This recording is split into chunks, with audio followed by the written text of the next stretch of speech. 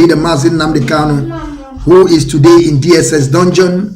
I salute the man in charge today, which is Mazi Chike Doziem. I would like you, the next person, which is Judge Money. You can do it so fast, you know, then we proceed, because me and Idudu, we have already introduced ourselves before. So Idudu, we take it very shortly, then we'll move forward again. Thank you very much. Okay, good afternoon, good morning, good evening, depending on where you are domiciled. As of course you know me, I am Judge Money, and we are here to preach the gospel for this freedom and the freedom of our leader Mazi Nnamdi Kanu. As we are making progress, we hail all the people who has been diligent to this cause, who has been following this, this cause with their whole heart and with a pure heart. And we salute our DOS, and we say good afternoon to our Onyendu Mazi Nnamdi Kanu, and we believe that very soon he will be joining us soon. And we greet you, our audience, as well. Thank you very much.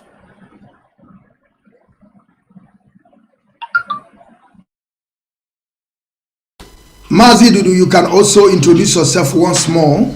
Just thank you very much, and I apologize to Biafra for the delay. It has not been easy, technicality. If I will use those words, it has been a battle ever since. But we are back again to preach the gospel of Biafra and to talk about the things that are happening in Biafra land, and of course some of the ways forward in our own capacity. My names remain Idudu Oviemuno. I am an Isoko speaking Biafra, and I'm here with the panel today as we move and as we proceed, to debunk the lies, being, perpetrated by the Zoo government itself.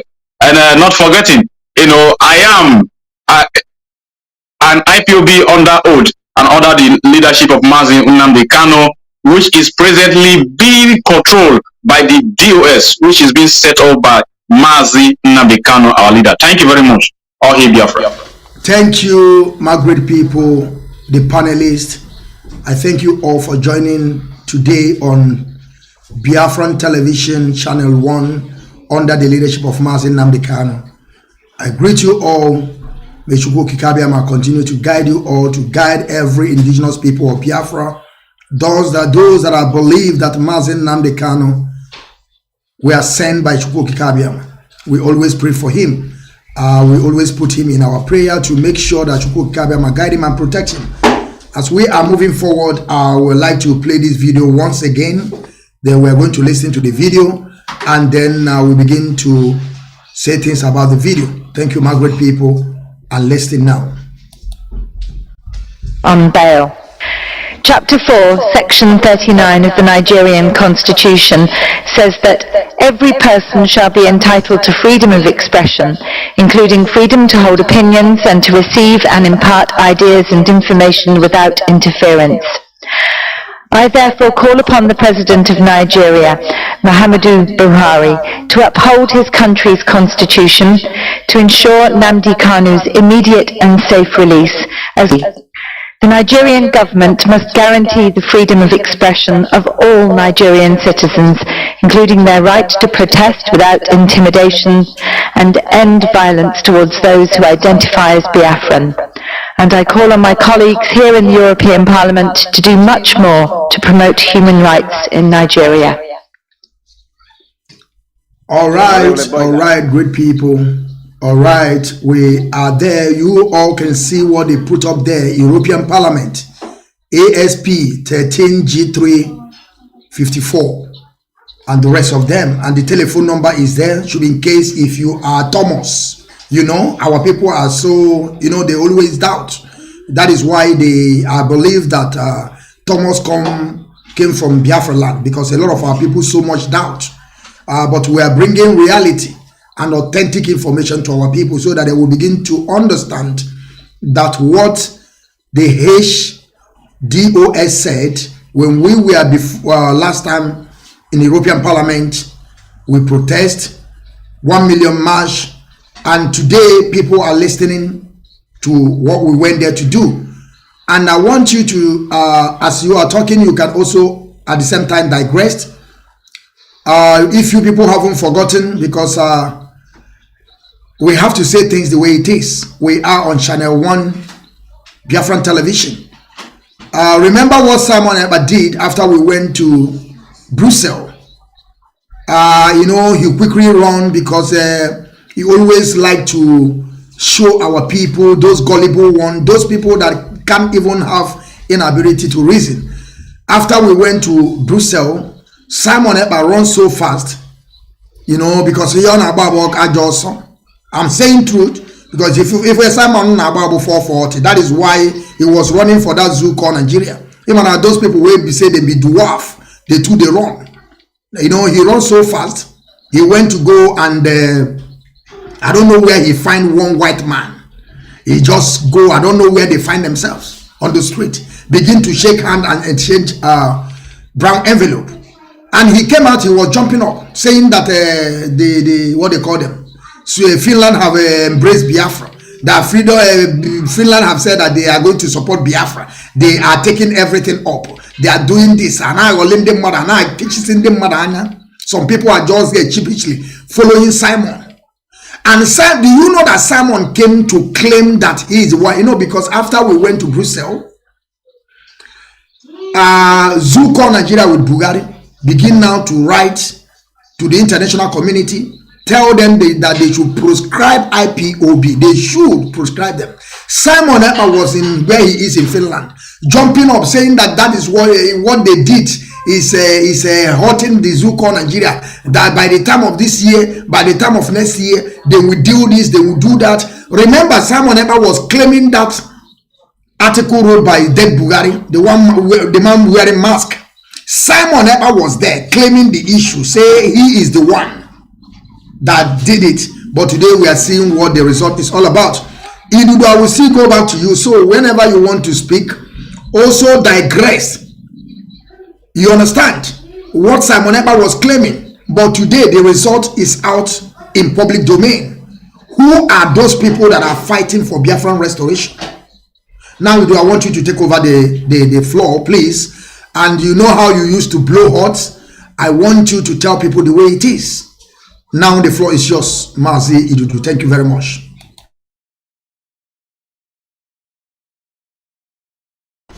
Mazi Idudu, can you hear me? George Money, please, can you take over the floor? Okay, thank you very much. Okay. No, I'm there, Mazi. I'm there. So, Biafrans, thank you very much, Biafrans all over the world, especially IPOB, those who have, listening to the voice of our leader, those who are, who are hearkening to the voice of our leader in terms of obedience to the structure of this struggle, because they say, any place that there is no leadership, there will be no destination. That is why we, the IPOB, we have, hold in a very high esteem the leadership of this struggle, because everybody cannot be speaking at the same time. And infiltrators have come in so many forms, trying to bastardize, trying to infiltrate, trying to penetrate through us. But IPOB know what they want, because we are not here to sell crayfish or here to catch fun. That is why we don't allow or tolerate any type of infiltrators. And I will say a very big shame on you if you are one of those cellophanes and nylons who are running after the short wenwen in Finland. It is a shame that you have been in IPOB since 2012, 13, 14, 15, 16, 17, 18, 19, even 2019 that the Rema came. He was not even yet an IPOB member. He just joined the day that he wanted to host our leader on a broadcast. That was the day he accepted on a very dying minute, because of he want to feel belong, that he is going to have the privilege to interview Mazi Kanu and the leadership of Abazona, Dr. Sho Ayaba. That was the only reason why Simon Ekpa took an oath online. And the person that managed to take an oath online is the one that is doing autopilot. And some of you who have been in IPOB for many years are so stupid, and you have looked down on yourself to allow one upcoming church to control you. Someone that built Mazi in Finland. Anyway, let me go straight to the point. What happened in Belgium. The leadership of IPOB presently, which is being directed by the DOS, summoned IPOB across the globe, on a 1 million march in Brussels, Belgium, in the European Parliament. And of course, we hearken to his voice, because he's our leader. He's the one, is the mouthpiece of the leadership right now through under Mazi Nnamdi Kanu, and we have to obey because Mazi Nnamdi Kanu put them in those positions that they are. So we marched to Belgium, and we were there in the middle and the center of the European Parliament, and our pledge was being made. The extraordinary rendition of Mazi Nnamdi Kanu, the quest, the restoration of Biafra, and how Nigeria government are doing everything possible to make sure that they kidnap us, they rendition us in different aspects, they abduct us in the night, in the day, they commit terrorism, they burn houses, they destroy. We came with pictures, we came with letters, we came with file document, and we submit them to them through the leadership. And we have a long 2 days protest in Belgium. And of course, some of the parliamentarians, I saw 2 parliamentarians that came that were asking, and some of the leadership were also trying to give them the information and all that. And they say that, of course, they have heard us and they are going to do something about it. Of course, they have been listening to us. We have been tweeting, tweet upon tweet, millions of tweets from Biafra. And it's going there. We have been tagging the European Parliament, UN, the AU. It's not as if they are deaf. And I repeat, there was one word that this woman said in this particular video that I want to underline. That is more very important. I think getting to almost 60 to 65% of this video, if you listen very well, you will see when the woman said something that he is using this opportunity after he said that Buhari must allow the people in their own ethnicity, the people in their own indigenous location to have freedom of speech, protest, and determination. She said it. And most importantly, he said that he's not calling on President Muhammadu Buhari to stop the chaos, to stop the terrorism, to stop this what's the English word she used? This terrorism act, the unrest in Biafra land. That means they know that it is Buhari. They know, if they think, or if they, because they are not blind, they are seeing what is happening in Africa. They know who is doing and who is not doing. If it is IPOB, they will say, yeah, it is IPOB. And it is not all. That is why they allow us to come to the European Parliament. It is only a monkey, a fool from Nigeria that will look at IPOB and will tag them a terrorist. If we are terrorists, they will not allow us to come to Belgium. Belgium does not accommodate terrorists. The European Parliament in Belgium does not accommodate terrorists. So they know that what we are doing is genuine. It is a quest. Freedom is a right. And we are doing it lawfully. As international community have said, the standard, all standard we have met, local and international, IPOB have met to the standard. And that is why we can go to the European Parliament and we will submit our files and our case. We can go to UN, we will submit our files and our case. And they welcome us. And Buhari and his government are busy looking for where to tag us terrorists. And it doesn't hold water. And that is why the woman said that he's calling on President Buhari to stop this atrocity, to stop the genocide in Biafra land, and he should allow every indigenous person to exercise their freedom of protest and otherwise. That are very key words. So they know that it is Buhari that is causing this unrest, this terrorism that is happening in Biafra land. Thank you very much. I'll rest my case from here. Please, thank you, Mazi. Thank you very much. That is something that our people don't even understand. We are on frequency. We are on channel television. We don't mind Facebook. We don't mind Twitter. When you go now to our YouTube, if we are trying to get to 50 to 100 people, they will reduce them to 1. But we are trying to tell people that we are not coming here for competition. We are not coming for competition. The message that we are giving our people from last week upward till thy kingdom come is something that whenever you tune your television, channel 1, you are going to be seeing us live on your television. This is not a television on social media that you people always see. Somebody will create a page and say, the Biafran child watching a television. That is not the kind of television we're talking about. We are talking about the real television. If you can be able to tune your channel 1 Biafran television, you will see us live. Ask your brothers and sisters that they are today in Biafra land. If you doubt what we're saying, go to your Play Store, download the app of BTV. Tune TV, you will see us live. You know, some of our people are so daft. They don't even understand what we're doing. They think that we are coming here to rant on social media like Iberima in Finland. Mazi, I want you to take over the mic because I just want to let them know that we are on television, real television, not fake one on you know what I mean, Judge Money, like some people will come and say, you know, Judge Money television, the Biafran child television, that you know that that Facebook can shut you down. During that year that Facebook shut all the whole internet down, we can stream. We can stream direct on frequency on. We can stream. Mazi, I want you to take over the line, and I want you to also know that Berima said that day that people shouldn't go to that 1 million march, that they are going to poison them. They are going to poison them. And today you hear what is happening from European Parliament. Mazi, take over the floor. Thank you very much. Yeah, thank you very much, my good great comrade. A truth to Asiniya Banaka Nigeria Gobenia.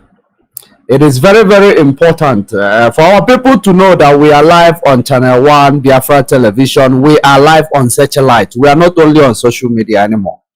We are on satellite. So, as we proceed, just like you all know the time Mazi Doziem, the leader of this movement in the absence of Mazi Nnamdi Kanu, announced the 1 million march. That these infiltrators, the faction created by Devo Mahi and Co, Rorito Ochie, and this man, the Lai Mohammed, you know, these people, they told you not to go to Belgium because they know. I want you to understand that your enemy will always know your future before you will be able to know it. They know that going to Belgium is going to yield a great result. That is the reason why they started discouraging you not to go to Belgium. And apparently after that, we saw people turning up because our people know where their loyalty lies, and people turned up and attended that meeting in Belgium. And of course, it's not even up to 2 months. And we are receiving a signal from them. This is just a signal. We have received a signal to show that the trip that our people embarked on is not for, you know, for a play purpose. It is for a serious business. And the Mazi Doziem issued a proclamation that day that it will be the last time we are going there. And then I acknowledge it, and we have seen the result of it. Of course, the faction will always try to do something that will act like, you know, parallel thing of what the true, you know, move of IPOB leadership.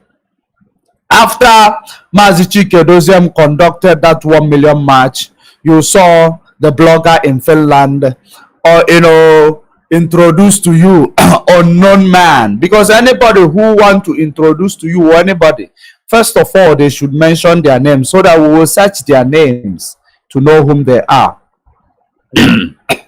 He introduced to you unknown man, telling you that he is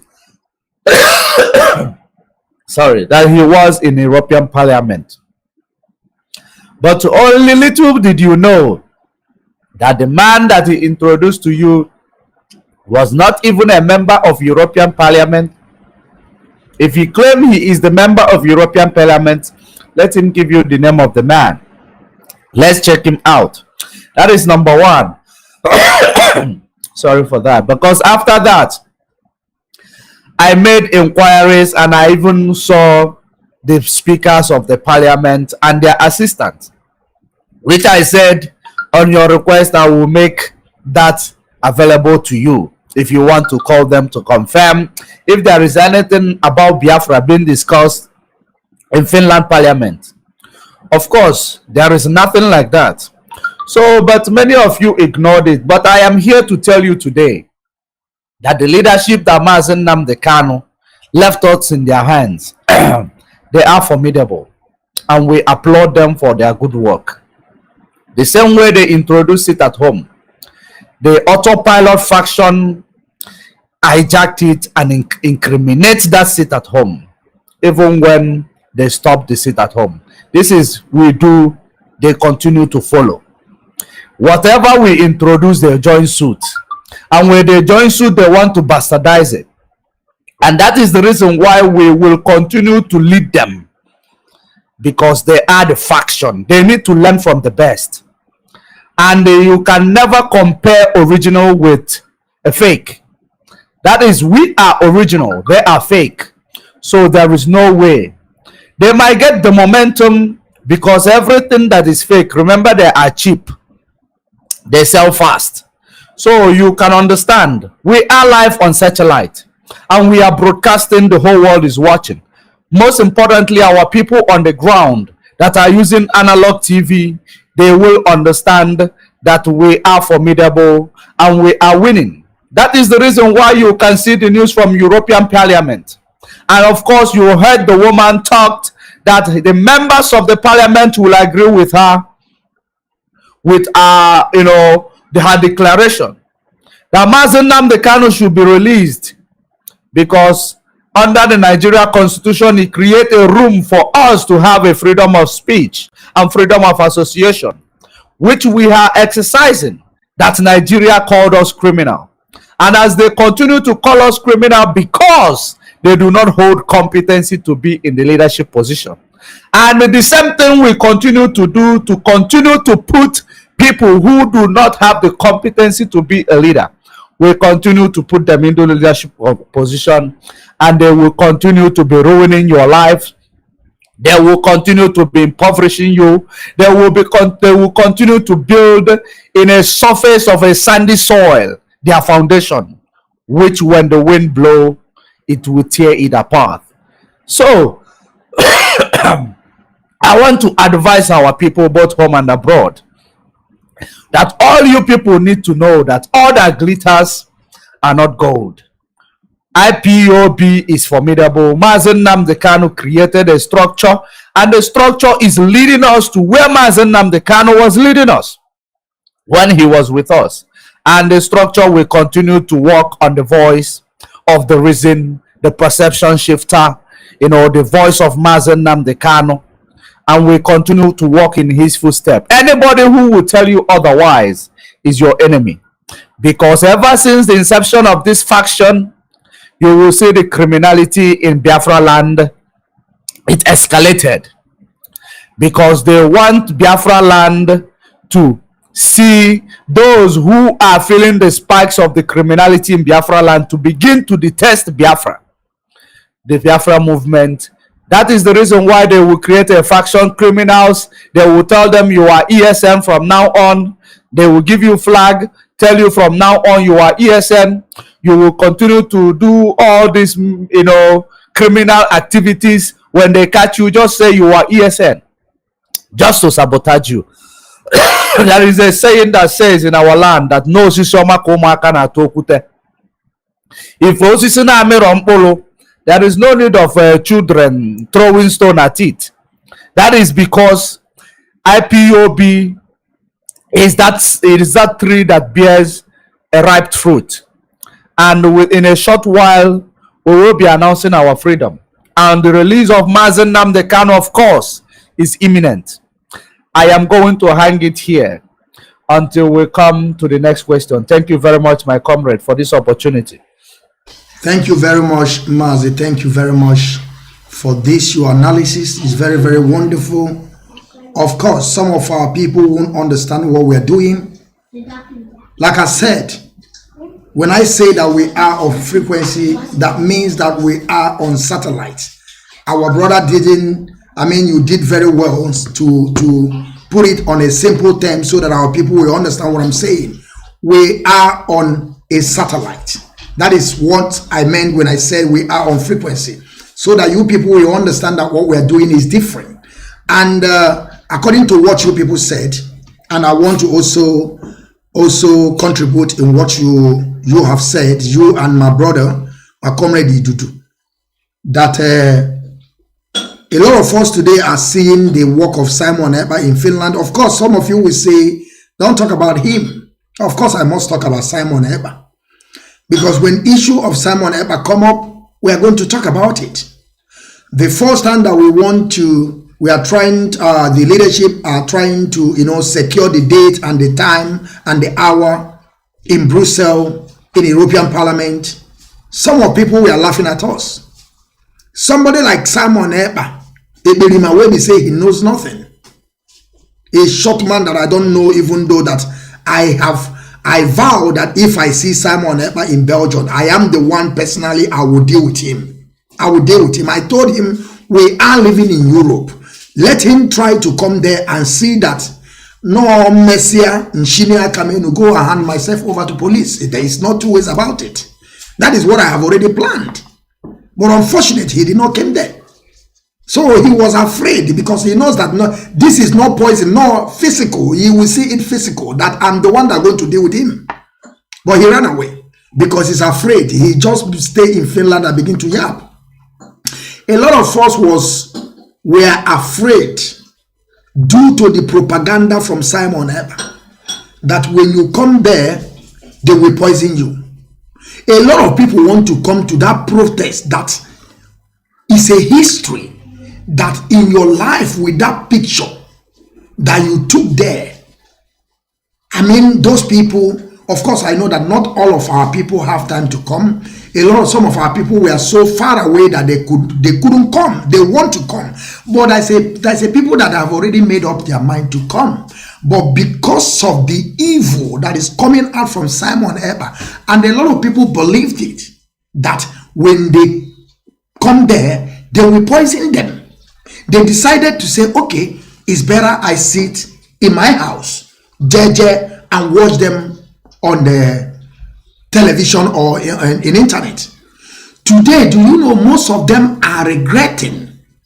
So all these things that this guy were saying was a lie. People that went there, they go back to their various places in peace. No any recorded of a dead person, or even though somebody that having a stomach problem, because we said it, go there, come with your food, do everything alone. You are not coming to protest for you to eat. You are coming to protest against the adoption and the killings and mayhem that the zoo called Nigeria are causing to us. That is why you are coming there. You are not coming to do party. But some of them, they are gullible and sheepishly in their mind believed what this guy was telling them. And now they are not part of the history now. They are not part of the history. Because tomorrow, those people that they are in position to come. And they failed because of what Simon Ekpa was saying. Tomorrow, what are you going to tell people? Of course, I'm supposed to be there. But one idiot from Finland was saying that they are going to poison us. That is why I did not go. You don't see that you are stupid? So that is what I'm trying to tell people, so that they will understand. I'm not coming here. Me and Simon Ekpa, we are not in the same category. Of course, Simon Ekpa is a 419er. Simon Ekpa is into fraud.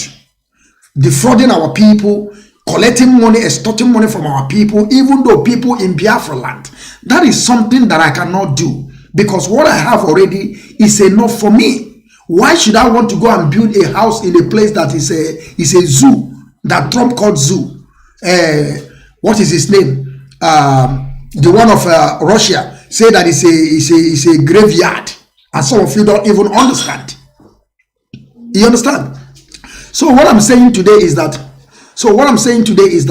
Simon Ekpa should understand, and some of you that are following Simon should now, the question you people supposed to be asking Simon today is that, what is the development of that nonsense that he was telling you people, that he went to European Parliament, that he went to Finland Parliament, or their House of Rep or Assembly? I don't know where he said he went to. But for me, of course, I know that is RNG. They call it RNG format. It was a format. I said it to our people, but nobody want to believe me. Because you know something about our people so much love when you are lying to them. Telling them things that they cannot see. Just promise them. Just promise them. Say Biafra will come tomorrow in 2020. They will believe you. Just lie to them. Go and carry Oyibo, see with them, take picture, post it. They believe you, but they don't know that you are just lying to them. That is something I said, that I will be the last person to do so to her, because if I'm doing so, believe you me, I'm delaying this struggle, because I'm trying to put our people in a state of imagination that they are hoping that this thing is coming, but in 30 years coming, you see nothing. And this is exactly what religion is doing to our people today. They keep on promising you life after death, life after death. Now you begin to have that thing in your mind, even though you don't want to live your life here on earth again. You are thinking about going to heaven to live. So Mazi, of course, what we went to precept to do, yield a good fruit. We are seeing it sound and clear. Nobody is going to dispute it. But one thing we want them to go and ask Simon, that Simon ever should also come to give us update.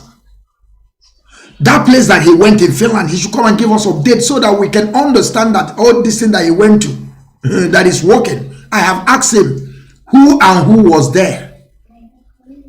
Who and who was there? How many people do you consult?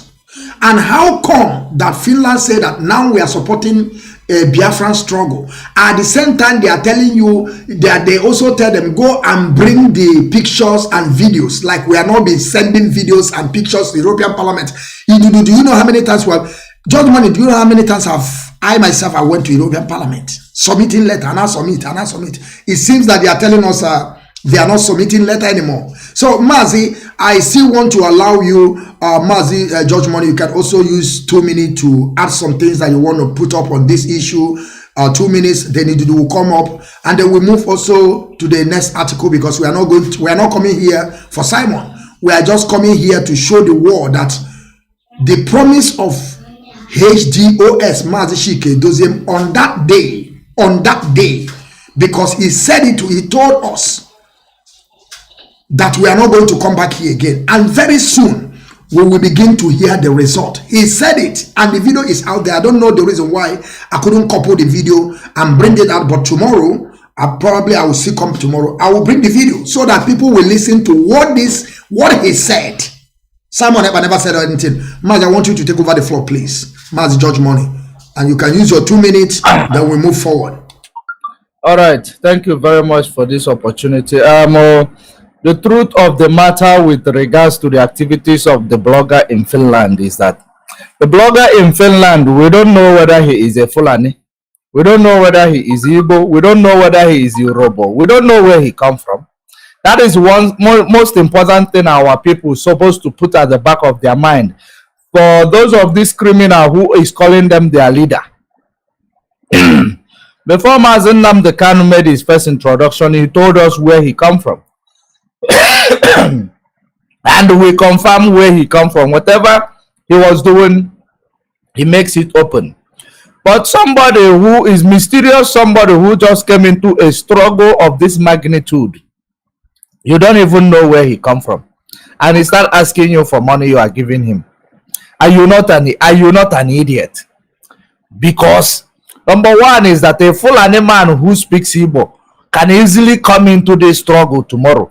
The only thing he will be telling people that doesn't even exist.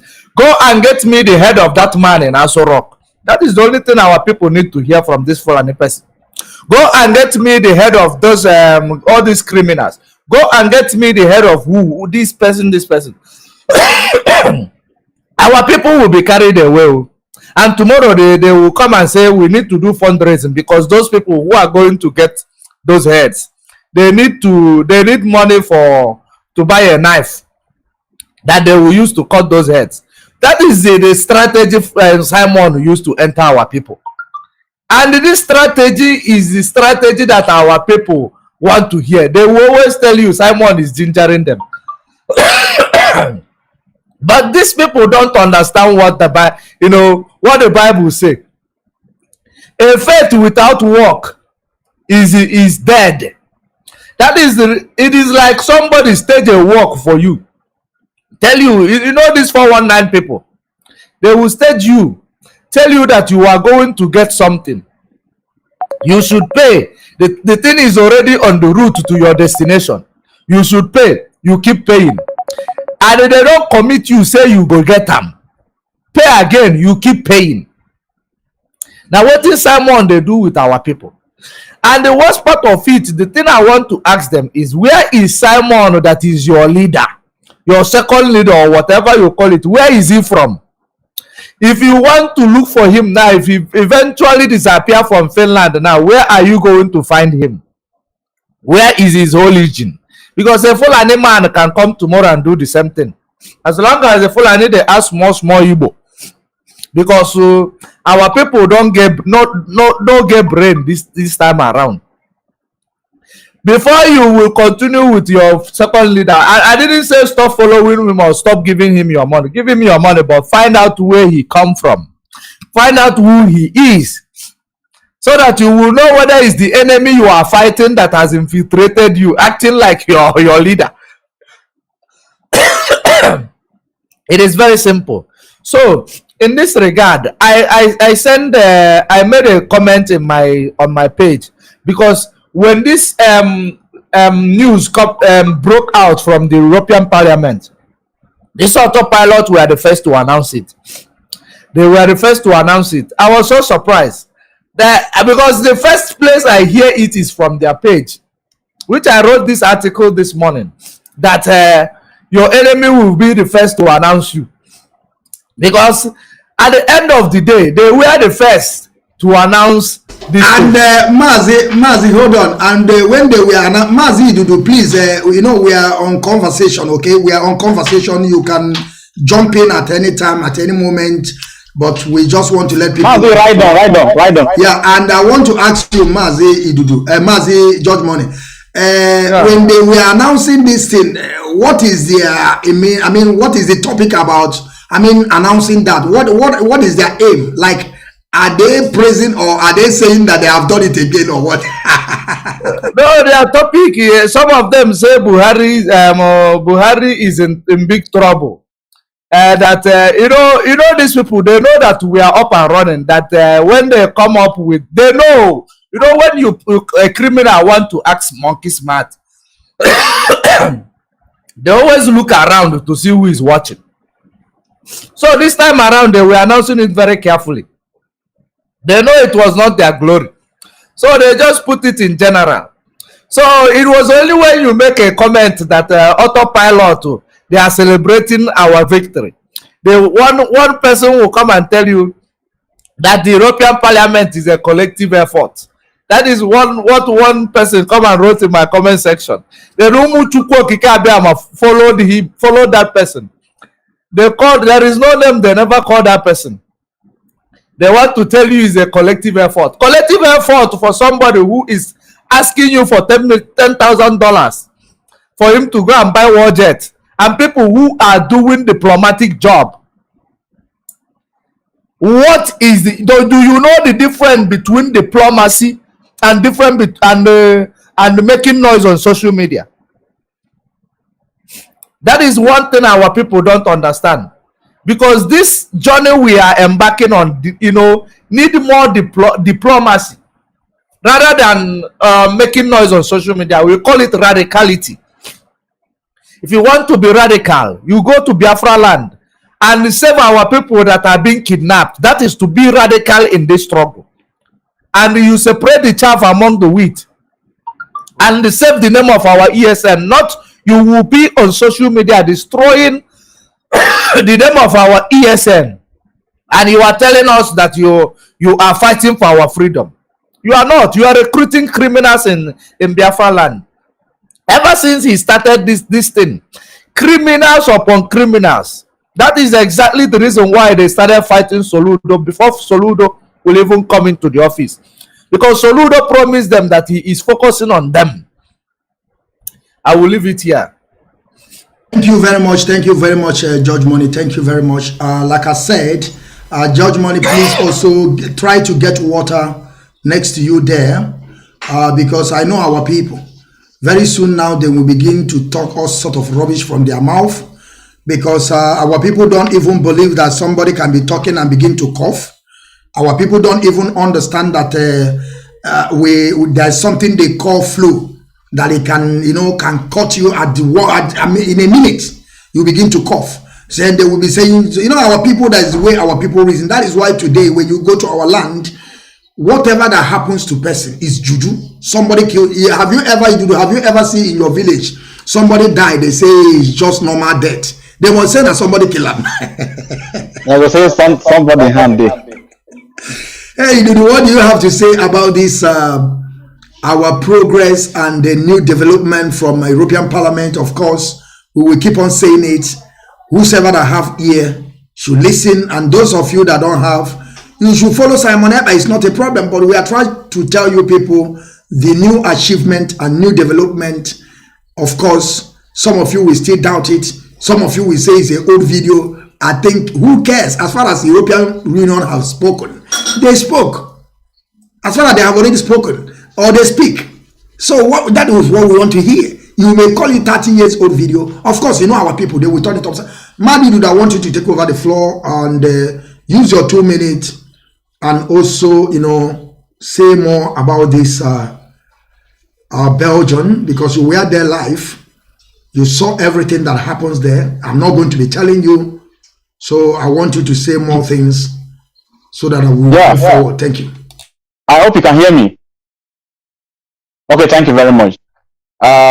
First and foremost, of course, I will say kudos to IPOB worldwide, and of course the leadership, who are leading, in the absence of our leader, because our leader, being a very wisdom man, he know that in a struggle that is as big as IPOB, he need to have a lot of people in position to do different work. Like Igbo people will say, Eke, Eke.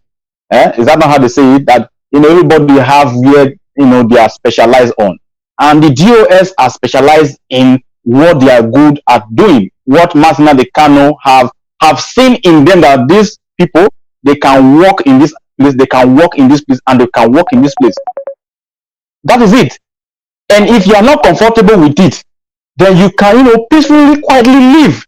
We are not forcing you, because in IPOB there is nothing like force. It is willingness. If you are willing genuinely, that is why we do what we do.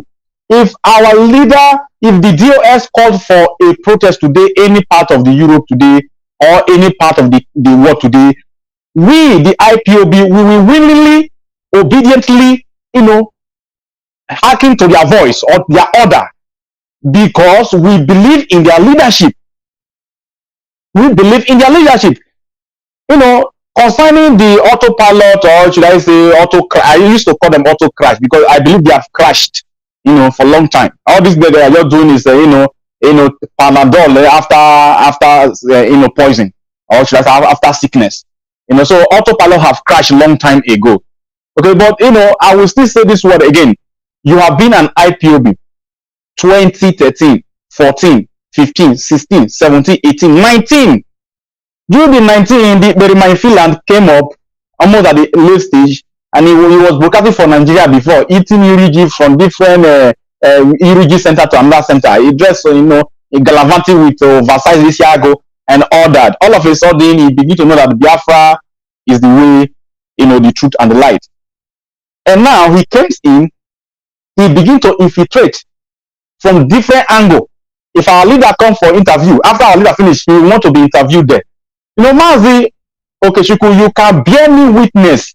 Even far back in 2019, or should I say that? No. Far back when Ushe Mefo was DJ Rezo was still even there. When some useless individual was saying that the Remind Finland is second Nnamdi Kanu, you remember what I said that time, if you can remember? Yes. Yes. You say a lot of things. I said that. How can you refer to someone like this as second Nnamdi Kanu? If at all we should refer to anybody as Nnamdi Kanu, it should even be the deputy. As of then, if you remember very well, Mazi. Yes, I remember. Yeah. So our people, some of our people, not all of our people, have been missing it long time ago, have been foolish long time ago. For them to be, because he come on social media and he have a way of swinging his way through, and some person, anyone who have that 1,000 view, 2,000 view, 8,000 view, you feel that, now he's not the leadership of these viewers. That is what is, running through his brain. And that is what have crushed him. He never knew that Biafrans, they love whosoever that is speaking about the struggle, who is speaking about the restoration of Biafra land. That is why they listen to him. It's not because you are a leader. We don't have two faces here. In a country, there is only one president or a monarch, and there is rather be a king or a queen. In a freedom fighting, we have only one leader, and if need be, we can also have a deputy. Although people will come to infiltrate it, that's why we have people like Iberima in Finland, and the pig that spits all over the microphone. I learned that he's in Rachel. I'm not wishing him bad, but let's say evil that men does live after them. So I will leave it that way. I will not delve further concerning the fat food in the pig in the creek. Okay, so now the leadership have commanded the IPOB worldwide, and we hearkened, and we obeyed, and we marched to Belgium, and we did the needful. In fact, that day the center of the European Parliament was shaking. I witnessed it. I feel the vibration, and everybody around was like, "Who are these people? Who are these people?" And you can see everywhere was colored up with the Biafra flag. Everywhere was colored up with the Biafra flag, flying in the air, in the middle of the European Parliament. And our plight was made. It was made crystal clear. For 2 days we were in Belgium, and the Finland was in his own propagating way to infiltrate or to scare away people from this great movement. He's saying that don't go, they will poison you. Since the history of IPOB, have you seen in any way, any place or any day that we went for a protest, any part of the world, Africa, Europe, Asia, and America, that people were poisoned? And if you are an IPOB person and you believe that trash, that means you are not even qualified to be in IPOB at the first place. If at all there is going to be any poison as the in Finland, that is the person of the short Wenwe in Finland. The acclaim that he made claim of that they are going to poison people with food or water or whatever. That means it's going to be one of their own that they are going to send in, and we will have taught him a lesson more than the one we taught Ikwerimando in Nuremberg, Germany. And there's they send one Nigerian to come and be snappy picture. We dealt with him, and we fling him through the window in a very proper and legal way, because things are done legally here in Europe. That is why I laugh at Nigeria, and I laugh at people who believe in Nigeria, because they are stupid in the front of the international world. Labeling people terrorists. Terrorists, the word terrorists, it is a European word. It is an English word, if I will say. It is not even, terrorism doesn't even have a word in Isoko language. I don't think it also have a word in Igbo language. I'm not trying to say, because I don't speak Igbo. Okay, but I'm just trying to say. Now, it is the people who know more interpretation of terrorism, which is the English people or the European people, that will tell you that this person is a terrorist because it is their own word. Now, Nigeria that do not come from England or UK or Europe, they are the one trying to label a peaceful people like IPOB a terrorist. Why the world know that we are fighting for the restoration of Biafra land? And that is why if you Google, I have said it before, go and Google the most imbecilic and dumb president in the whole world. Nigeria will come and first, second, or third. And if at all Nigeria comes first, second, or third, that means they have do jabrata, or should I say abracadabra. Nigeria not supposed to be number one. I don't think there is any president that is more dumb and imbecilic as the Jubri, the mass area in Aso Rock. I don't think so. There's no, it can't happen. It is in Nigeria. The cow is ruling over 220 million people, and they are not ashamed of themselves. And they are calling themselves, "Oh, we have professors. We have professors." No wonder Kanayo said that. The worst thing is that as a professor, as a graduate, you graduate with your first class certificate. You work for somebody that doesn't even come provide his pharmacy certificate. It's not as if our leader have not said this thing many years time without number. I'm just trying to refer to scam so that at least some people who are enemies of Biafra, let not be that it's only Nnamdi Kanu. Let me refer you to your superstar, your celebrity. So I will leave it here by saying that you should be ashamed of yourself if you are one of these people who are following this infiltrator in Finland. Be ashamed of yourself, because unless you were never with us before, you were never in this struggle before in your heart. If not, I don't think by now there's any sensible human being that will allow one idiot, somebody that is a social media champion in terms of fooling himself. He wake up every morning and he's doing gym, and he's my brother, let us leave this infiltrator. It's not even relevant. It's not even relevant. Thank you. Thank you, Mazi. Thank you very much for this, your wonderful speech to great people on the ground, because here we have to call their names, because we are speaking direct to our people in Biafra land. Over 70 million people are listening through frequency on channel television 1 under the leadership of Mazi Nnamdi Kanu. Mazi, I always forgot these words that you use, George Money. Where did you say on where? I forgot. We are on satellite. On satellite. I always try to forget this. I always use frequency. We are on satellite.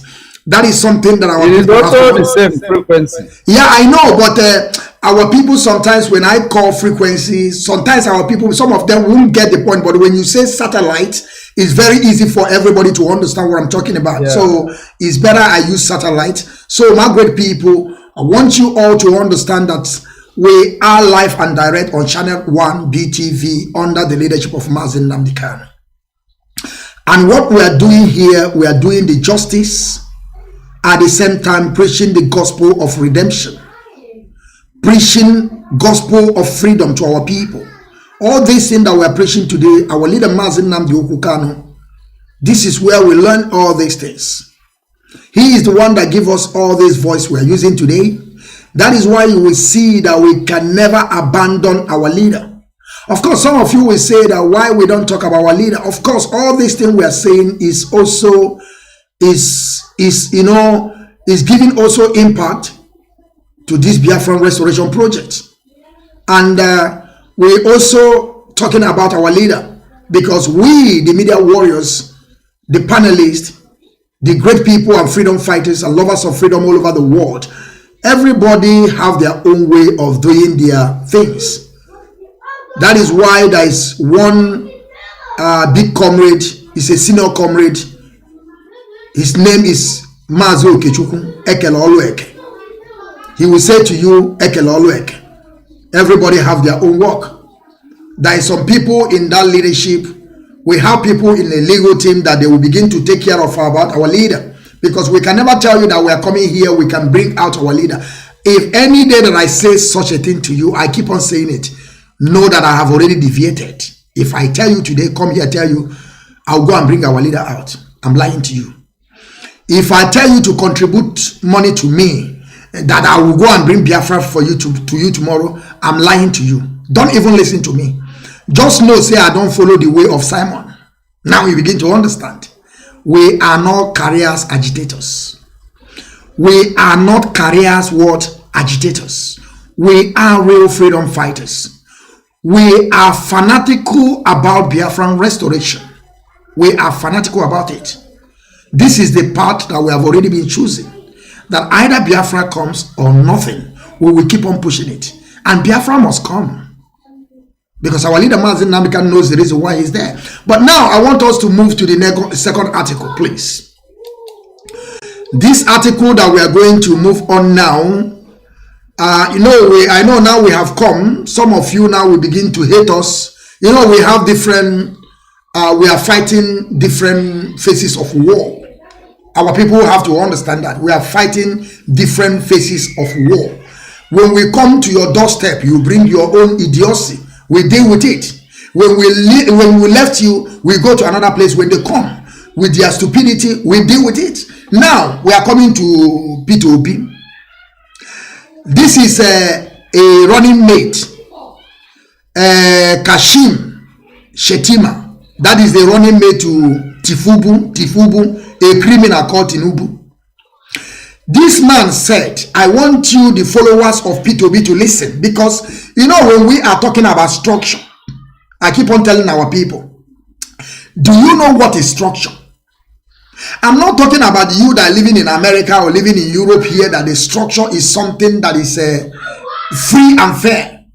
But in that zoo called Nigeria, there is different of structures. Number one, first structure is how rich you are, how many wealth you acquired, how rich, and how can you buy people over? How can you do it? And how many people do you know? That is the structure of that zoo called Nigeria. Like I always tell my people, there is no how you can ever win Fulani Alamajiri as far as that 99 constitution is there, there is nothing you can do. If P2B eventually march tomorrow, there is something that P2B have signed with these idiots. That's not how it can happen. And now this man said, P2B can only be president of Ndi Igbo in Igbo land in as far as Northern is concerned. Say Kashim Shetima, one idiot from Alamajiri, one idiot from Dawara that come from Senegambia, one idiot that even though they don't know where they came from, they don't know which land they are coming from. They now find Nigeria because it was the foundation of Nigeria was built on fraud, and the foundation was it's already collapsed because everything about Nigeria is a fraud. Everything about them is something that they are all corrupt, because nothing were built with our people. Nobody sat on that round table to discuss how can we be I don't know how to put it in this English. Coexist. How can we be coexist together? They did not do such a thing. The one idiot called Fulani man just came out and began to write a 99 constitution. But I want to read this thing back again. So I will go to you, Idudu. What this man wrote there. That is what the running mate of Tifubu, I call him Tifubu. Not that I don't know what I'm saying. Tifubu is a criminal, because some of our people have forgotten. Tifubu is one of the structure. He's a structure. Tifubu himself is a structure. Because the money that man have, I don't think the PWB have half of them. Like I talk about structure. Structure is just take up when you are coming in Nigerian politics. Structure is about how much money do you have, how much can you spend, how much voters can you buy, how many candidates can you spend money to go out there and begin to lie to people, how many Fulani man can you pay billions so that they can be able to secure your vote. That is what we are talking about. That is the structure we know in that contraption. So the man said P2B can only be president of Ndi Igbo in Igbo land, in as far as Northern is concerned, says Kashim Shetima. Mazi, I want you to take care to say something about this issue, because you see how the game is going this time around. The floor is yours. Thank you very much. Yeah, thank you very much. I want to say something. Should I say my own opinion, my own personal opinion and idea? So, because I know how the Zoo government are very fast and quick to manipulate and say, all right, some IPOB, some did this, some did that. First of all, this statement that this moron, this cow who sit there, you want to be running me, he's a terrorist, a Boko Haram, that they, in fact, they glorify Boko Haram, because the North are shading their own. They shade Boko Haram, and they also, recruit them into army. They recruit Boko Haram into navy, into police, even road safety. Boko Haram are into politics. That is why Obiano told us that you have Meheti Kala in his cabinet, and they are Boko Harams. So what I'm trying to say, this what's it called, Shetima? What's it called, Shetima? Something they call it. They have all these kangaroo names. Now see finish. First of all, I want to say that those one Nigerians in our land that are doing, we are one Nigeria, all these one Nigerian politicians in our land, they have their right to be doing their politics. Why the people who are the majority, we are calling and we are fighting for the restoration of Biafra. So as time is going and as we are all moving, this Boko Haram have no right to make such statements to Peter Obi. But he said it because he feel that what can Peter Obi even say? Who is standing behind Peter Obi? Because one thing is, if they are trying to be radical, you have to give them to them radical. Because I don't like people who talk like people who are eating watermelon and cucumber. Okay? So it is him that is a Boko Haram that is qualified to be a president of Nigeria. That does not even have any competence at all. If at all we're going to look in that aspect. So He see that, an infidel should not have the opportunity, especially the one coming from the east, should not have any opportunity to become a president, because he saw that a lot of youth from Lagos, from Benue, from Edo, from Delta, across, are saying they are obedient and they want to vote for Peter Obi. That is what they are saying, and they are up. They have their right to say what they want to say, because IPOB, we don't force people or we don't try to compel people. We keep on saying the gospel of truth and to convince you to know the right thing to do, and that's what we are doing. We do it what we are doing. We do it by love, by encouragement, by facts and figure, to tell the people that the zoo contraction called Nigeria have nothing good for anybody living or that is being trapped in that hole or shit hole called Nigeria. And this Alamajiri can come and say this. I will ask the question: where are the Ohanese in the Igbo? Where are all the Igbo presidency that we have here that they won't allow us to hear word? Because you asked me a question once at a time. We had a program that what will you say concerning Igbo presidency? I told you that I am here to see any Igbo man that is a politician, one Nigerian politician, that is speaking like somebody that wants to become a president. If you want to become a president, you speak like a president, not talking like somebody that is begging. I hate people who talk like women. See, I have my personal beef with Wike. But when it comes to politics, at least, some people were rallying because we talk, at least, to say something. Don't be a woman every time. Wike massacre us, Big Bo. We can never forget. He took our women to the north and they were raping them. They locked them up and they have to be tying one wrapper for over 2 months or more. We didn't forget, but I'm trying to call a spade a spade. Yeah, it's like I was using a car. If he's talking like somebody that that they want to go to the toilet in the next 2 minutes to urinate. All the idiots are calling for Igbo presidency. I don't see them talk, because they are the ones that are supposed to come out and show this moron, this Boko Haram that is talking on the TV. They are the ones that are supposed to. So they come and say things and they go free, because there is no mature or man enough a politician that is so-called Igbo presidency that have to, because you have to stand to them, man, eye to eye, Ipob to Ipob. That is how it's supposed to be done. And that is why, because they are trying to rob they are trying to make every allegation, trying to, in fact, they are trying to commit a crime and tag it on Peter Obi and somehow, some way, and tag it on IPO, because I see what Reno Omokri is doing. And I see what the likes of, what's we call, the other one, Deji is doing. And even Showore is doing. And again, Mazi, if I may ask you, you just take me back to some question that I would like to also ask you at the same time. We heard what this Remo Omokri, what he was vomiting from his mouth. Of course, I did a video about that man, but they shot the video down. They say it was a hate speech. That is why we are telling people whenever we come on channel 1 BTV, nobody's going to block us. Every message we are giving is going direct. But Mazi, if I may ask you, with all this nonsense that was coming out or written by Romy or Mokri, you have forgot. I hope you haven't forgotten that Ogoni is not yet be clean. You know that Ogoni is not yet be clean since over I don't know how many decades that our people are dying in.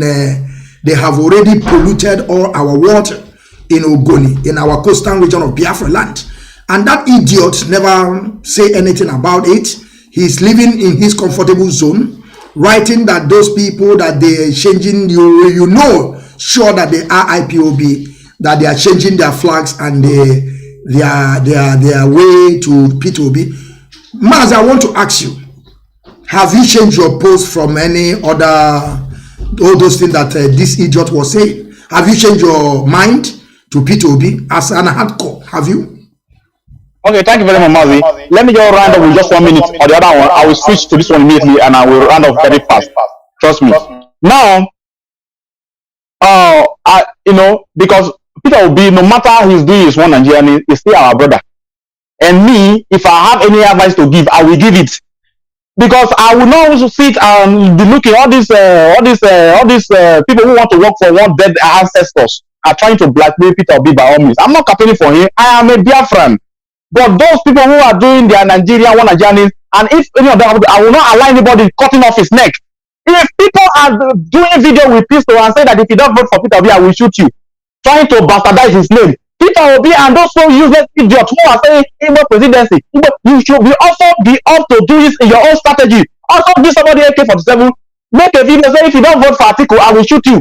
That's how politics do. I don't know why if they said I live in Biafra and they are saying they want to be politicians. It pains me. It makes me. It's breaking my heart. They don't know how to play politics. If people is giving people pistol to make videos say that oh, if you don't vote for Peter Obi, I will shoot people. So bastardize Peter Obi. Peter Obi groups also have to give somebody AK-47 and say that if you don't vote for Atiku, I will shoot you. So that the three presidents are giving people money are instigating people to shoot each other. That's how politics are being done. I don't know why morons are the ones coming from our land, Biafra land, and they say that they want to be president, and they don't have strategies. Foolish people. So let me go back to Reno Omokri. Reno Omokri, Isoko language, when the word Omokri means he goat. That's the word Omokri. But it's not as if Reno Omokri is from Isoko. I think he's from Ijo Shekiri. I think he's a Shekiri guy. Don't worry.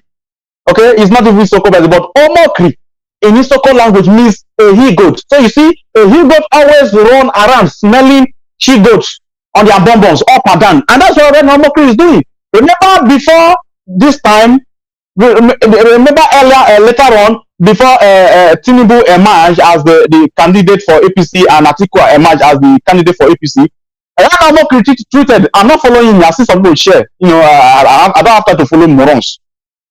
He said that, he made a statement, he said that I cannot join APC, but if Goodluck Jonathan is coming as a APC candidate, I can work for him without being an APC person. That's how they started to. He doesn't have where he stands. He's like Omokri, like the he-goat that is smelling everywhere, looking for she-goat. Confused people, confused moron. That is who he is. And I will tell you, if you are right here, if you are a Biafran and you are following that man, you are not doing yourself any favor.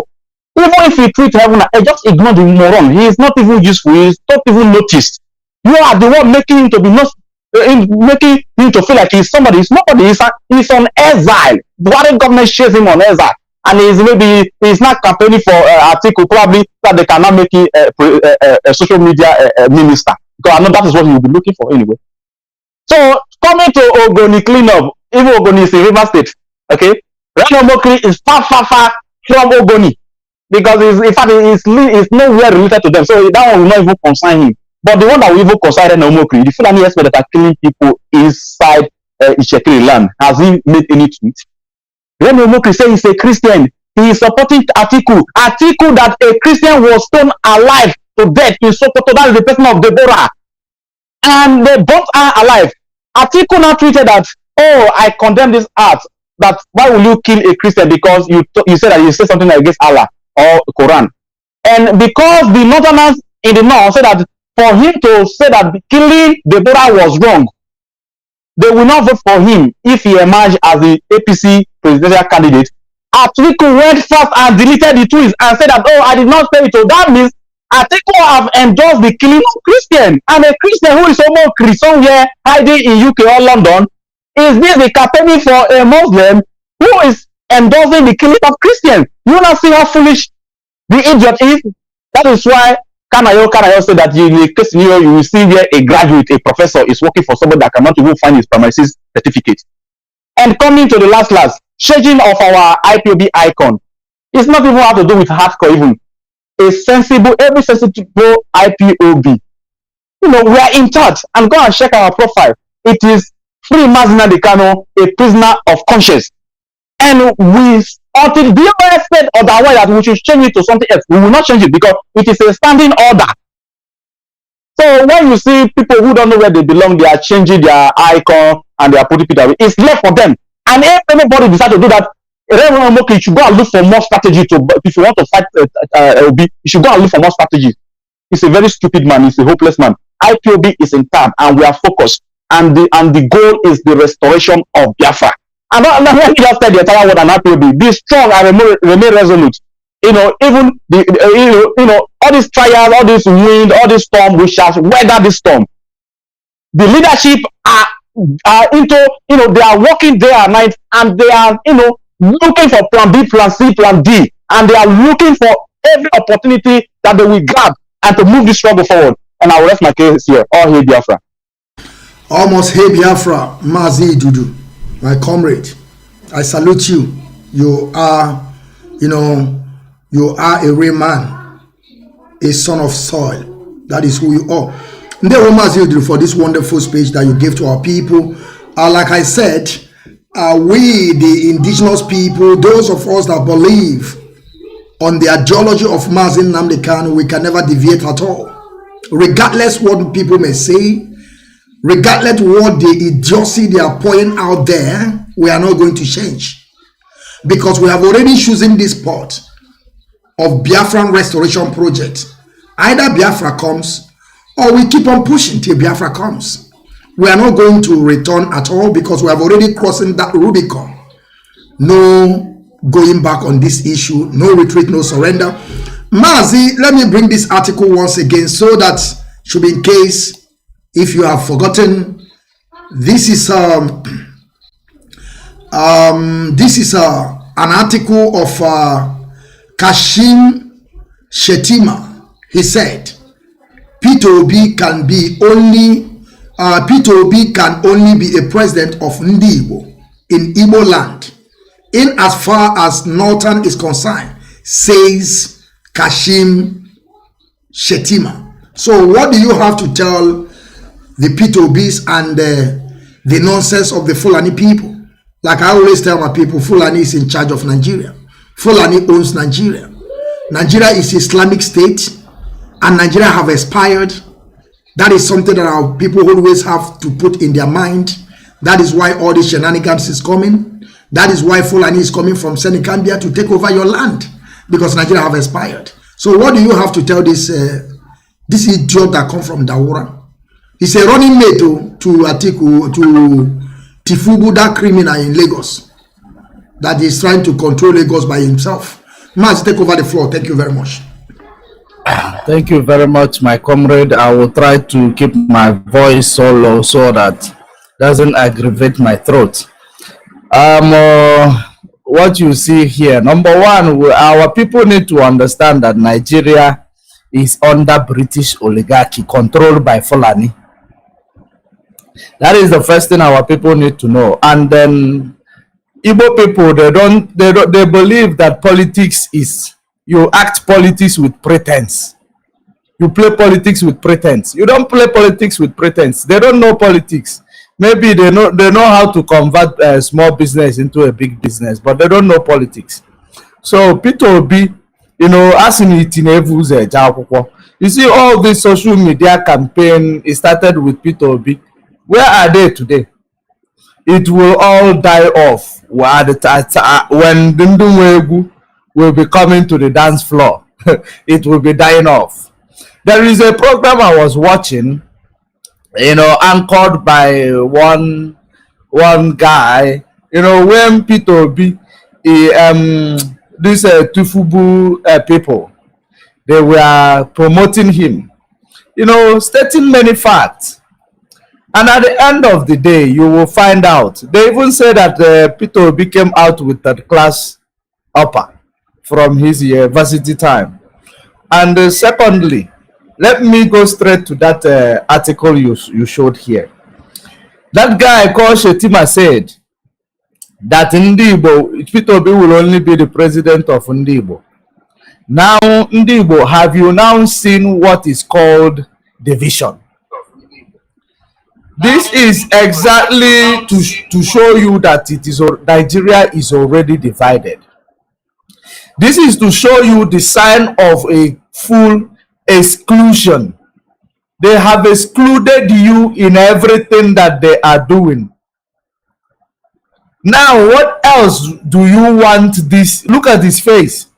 He said it with a lot of, energy.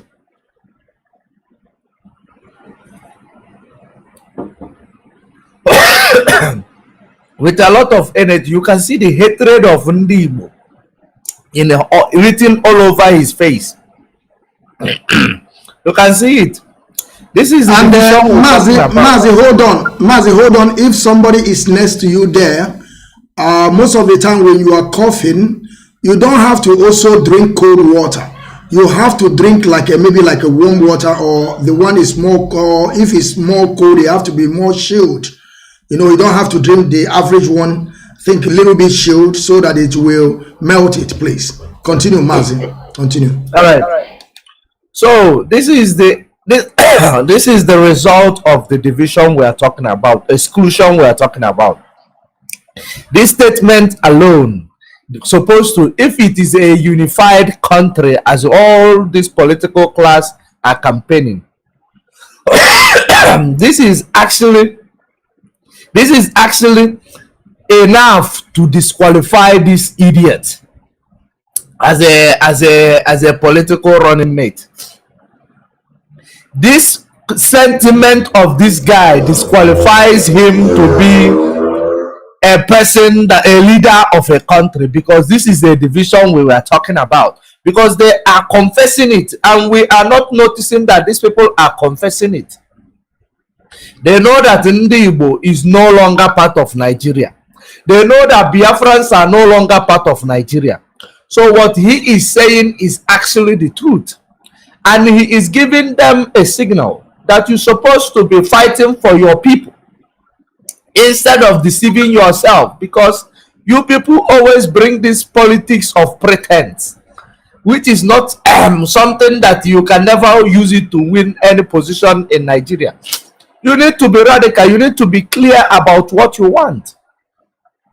If you say you want to be a president that will give us federalism, you campaign and become the president that will give us federalism. Not that you want to be a president that will give us true federalism, and you are campaigning, I want to unify Nigeria.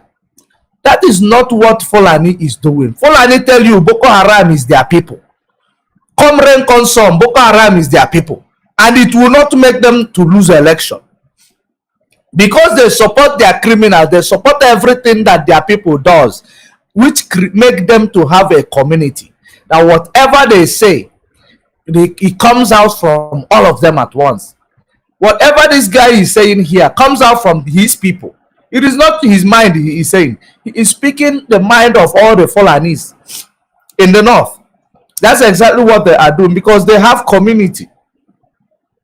So, Peter Obi that is running and trying to abandon, act like the agitation is not in existence in Biafra land, you know, it is one of the things that will disqualify him from winning the election, because number one, you are making your people to detest you.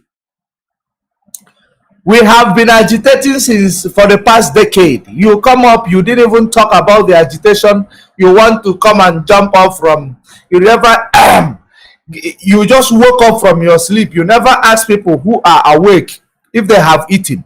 You jump up and start eating.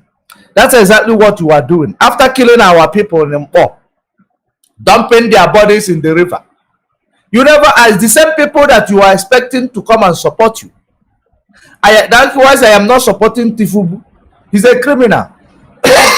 What gave him all the money that he's using and giving people Ghana must go bag of money?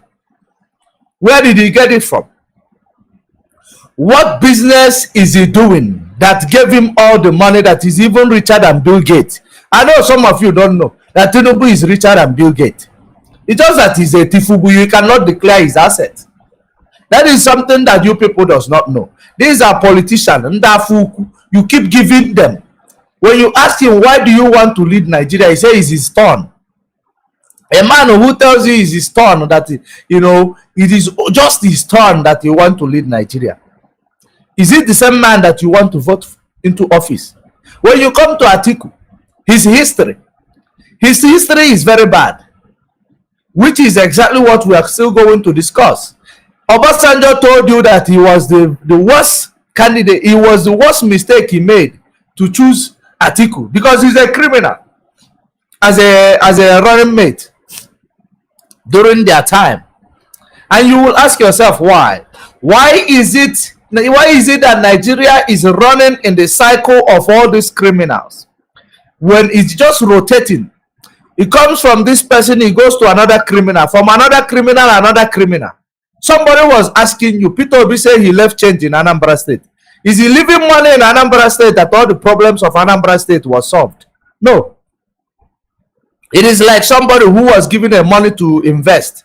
They just bury it, waiting for the day that the owner of the money will come and ask for the money. They just give you the same capital without any profit.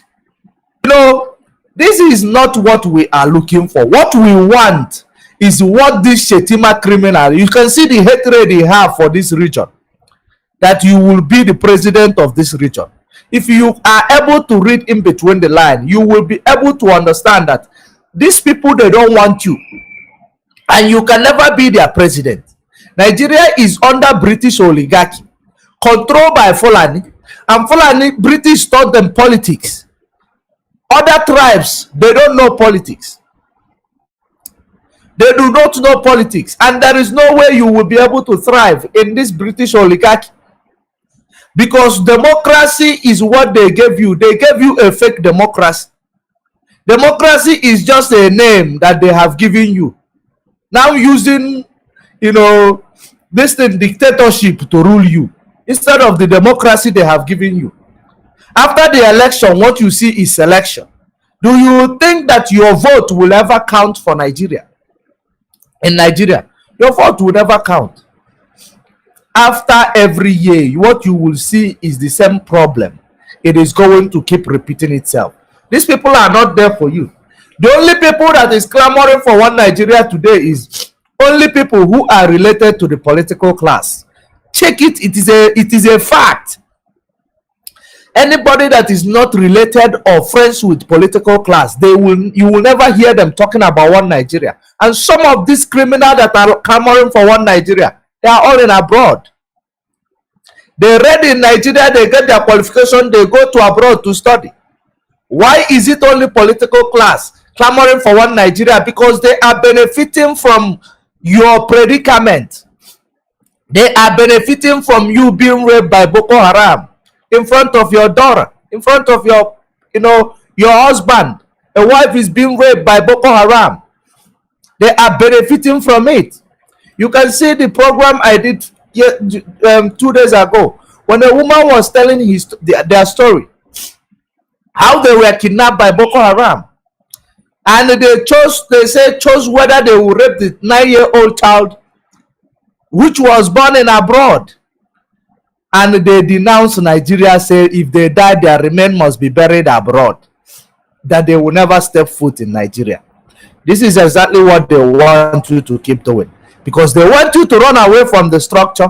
Now British will come and own the structure that they created. They will come and own everything in that land. They want you to keep running away. But we, a working generation, we say we are not going to run anymore.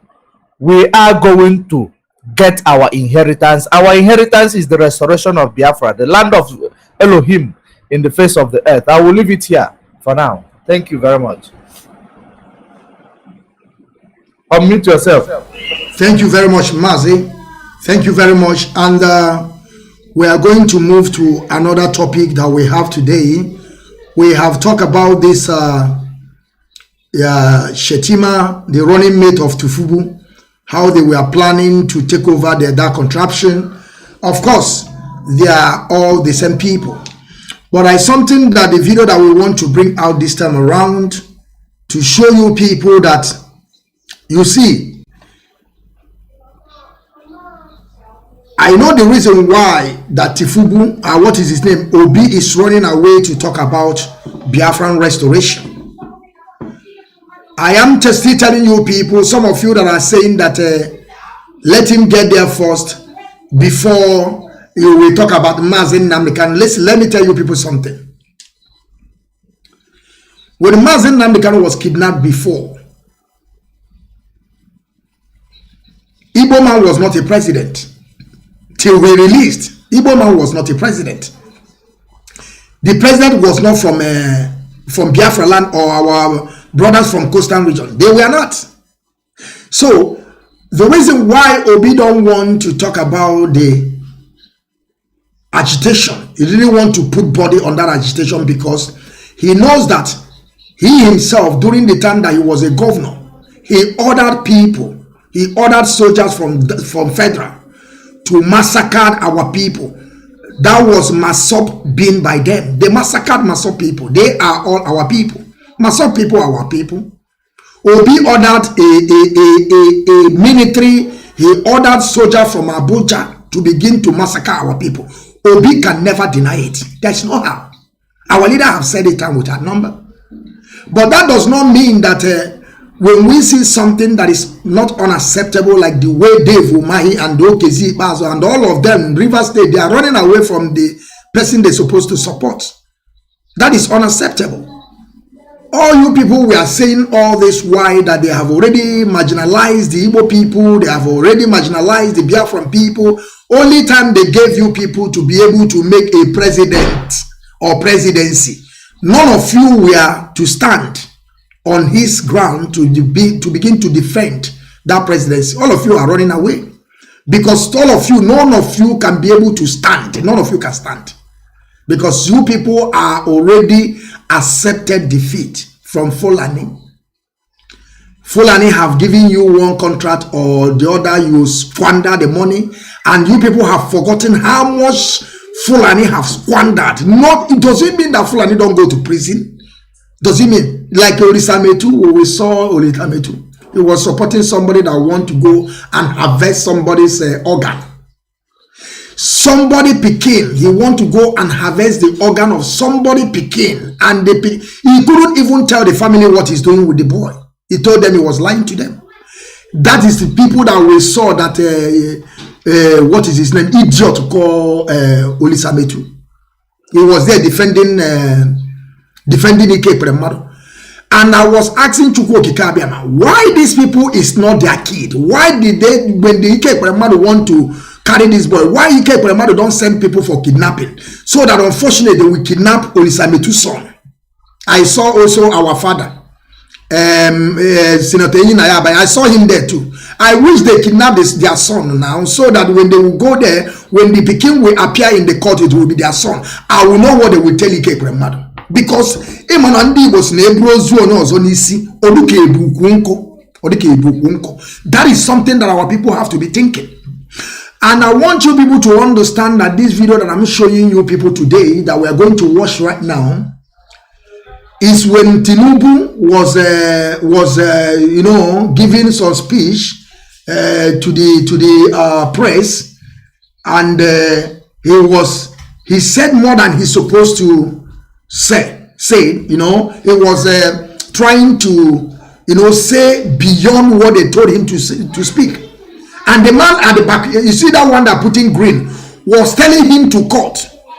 You will hear when Tifubu made a mistake, he said that they are going to deal with terrorists. Tifubu said that they are going to deal with the terrorists. And the guy that wearing green was telling the camera to cut it off, that Tinubu want to put them in trouble. That is exactly what is his name, P2B was doing. Because if P2B speak, they will tell you, say, listen, come here. So you don't want to become a president. So if we put you there, I want you to know that Fulani they are afraid of any Igbo man. And I love it that way. And I love it that they are not going to sit on that seat. Because even though being governor, he slaughtered our people. But now let us watch this video. Let us watch the video. And you will understand when Tinubu make a mistake. Tinubu want to say you will go and kill their brothers. Remember what his running mate said. Because some of you people, our people are kind of special that when things just happen, it's already been forgotten. If you people haven't forgotten, do you know that this running mate of Tifubu want to become a vice president of Tifubu? Were those the leaking tape that we heard, and that was last 2015 or 2017, after the second tenure of dead Buhari, because Buhari died in 2017, and the second tenure they made that was 2017, and that audio tape that leaked, that one Alhaji was discussing with Kunle. This is the man. This is the man that was that is a running mate to Bugatti, to this Tufubu. That man that you people heard the leaking tape. One Alhaji was discussing with Kule, a Yoruba man, how they will crumble the Igbo business. How are they going to take the business away from Igbo people? That after Buhari rule finish, they are going to take over. This is the people that make Tinubu who he is. That Tinubu is gallivanting, is the chairman or the maker of Lagos. Because these people have promised Tinubu that if you can be able to support Buhari to finish his second term, we will privatize Lagos to become your own. We will give you Lagos State for you to be the godfather. That is why Tinubu will tell you, say, look at Shehu here. Without me, can Shehu become a governor? Of course, you know what he's doing, because the Fulani Alamajiri have given Tinubu that, safer landing. Go and collect. And I want you people to understand, when you come to that zoo called Nigeria, Lagos has a lot of population of people. And when you will vote, let me tell you people how this vote goes, because some of our people don't even understand. They are shouting on internet, but today we have already moving forward by coming on Biafran television television 1, channel 1, to speak to our people direct on the ground. We are not doing Facebook something again, YouTube or Twitter. We are not there. We are speaking to our people direct. So the reason, what I'm trying to tell people now is that Tinubu will carry your own vote. Tinubu will start from town, all this Okada union, transport union, all these people that are workers union. He will go to banking union, or Tinubu will gather all their votes. Tinubu will gather all their vote. They will carry it by themselves. And you know that they make Lagos as the center of that zoo, that everybody migrate there to do business. That is a vote of man from Isoko, Ibibio, from coastal land down to hinterland of Biafra that are living in Lagos. Tinubu will carry all of your votes. It will be him. And there's no there's no how you can never dispute it, because there's no how you can dispute it. Lagos belongs to Tinubu. As of this moment I'm speaking to you, Tinubu owns Lagos. What he says goes, because Fulani have supported him. He made Buhari to win. Remember what he said also. This dead Buhari come for the first time, he failed. He came second time, he failed. When Tifubu comes, he won the election. That is what Tifubu, what he's saying today. But now let us watch this video so that you people will understand what I'm saying. That for you, if you are touching Boko Haram, because they are terrorists, of course, don't call them bandit. Nobody is bandit, they are terrorists. But before you want to get to this level of being a president or presidency, you can never talk about killing of Boko Haram, because Boko Haram is their brother. And Shetima, the running mate of Tinubu, have said it before, that Jonathan want to reduce their population.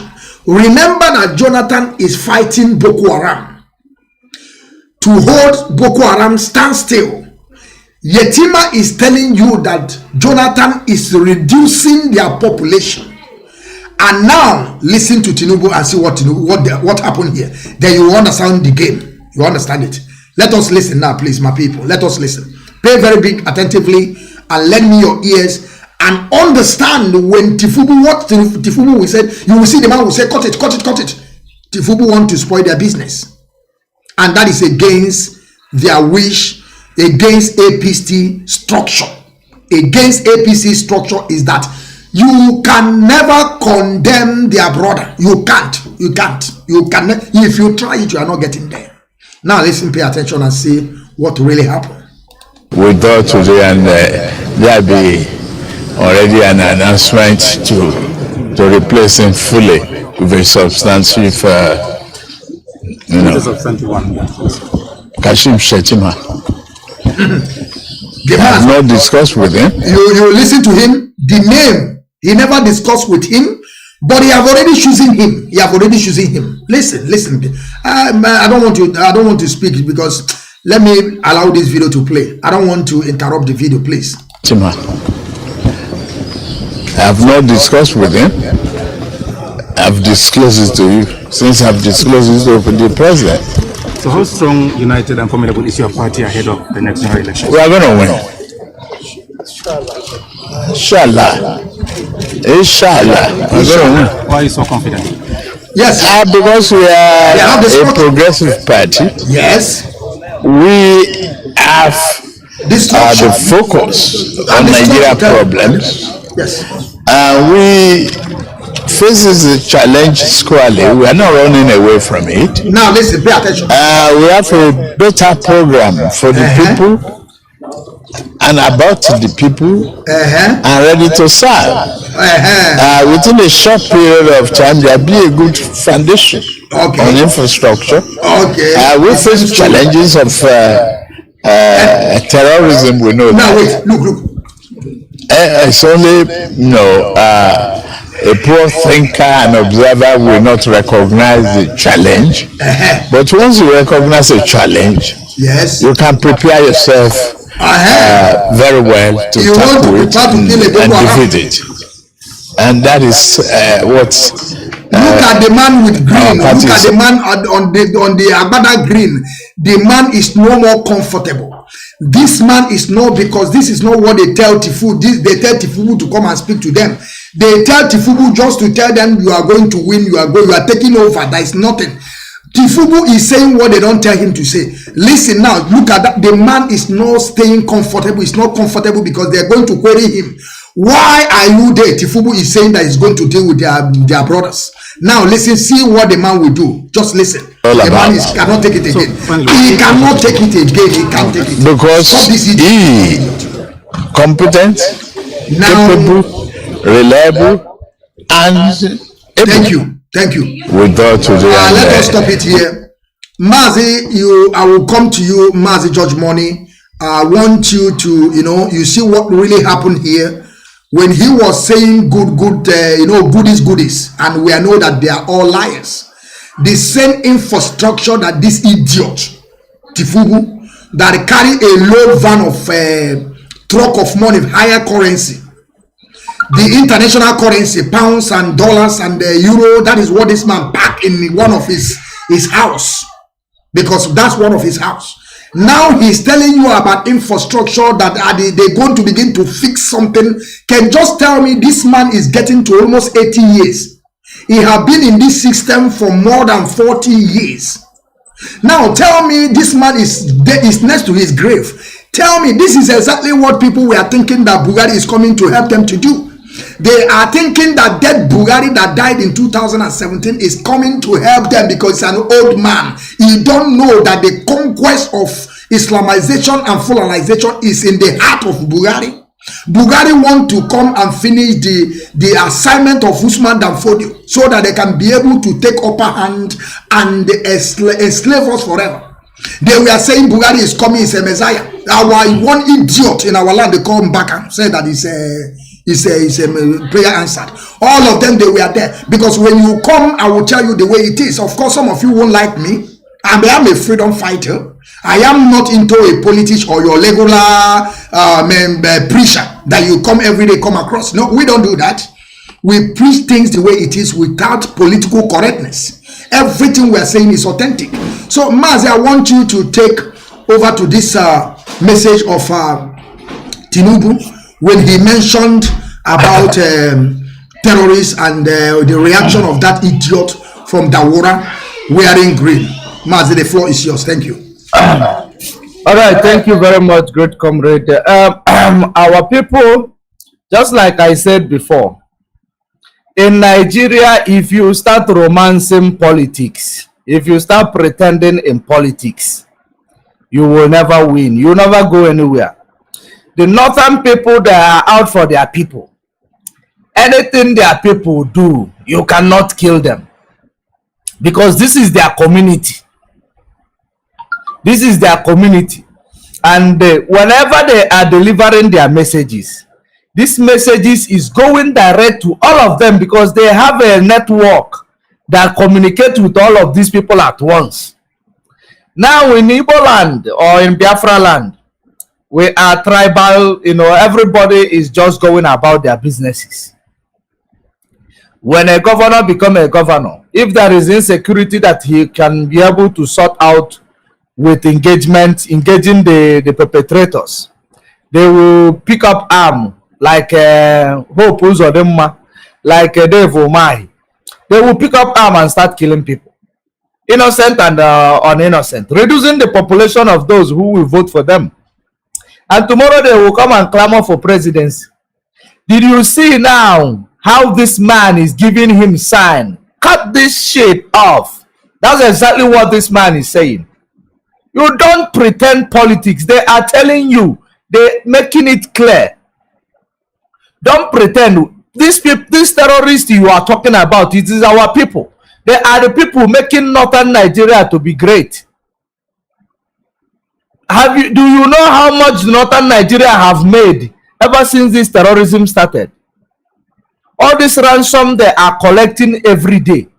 Do you know how much they have, made from terrorism and the kidnapping? It is giving them money. It is a business of politicians. So without terrorism, they are not strong.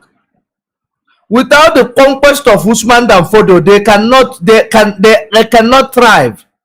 So what you are seeing here is showing you that Nigeria is under the British oligarchy, handed over to Fulani to manage it. And the Fulani will continue to manage you until you wake up and break away. You break free from the shackle of Fulani. How can this minority, people who is not even indigenous people of Nigeria come from nowhere, from different places in Sahel, across the Sahel and West Africa? They are now dictating what will happen. They are now dictating who will be the president. They are now telling Peter Obi that he will only be the president of Ndibo. Is it not a slap on the face of Ndibo? Now, this one, the old man, the reason why they will always choose an old man for you, it is because they know that if this old man is going offline, they will cut him off. You won't ask question. That's why they chose Tinubu.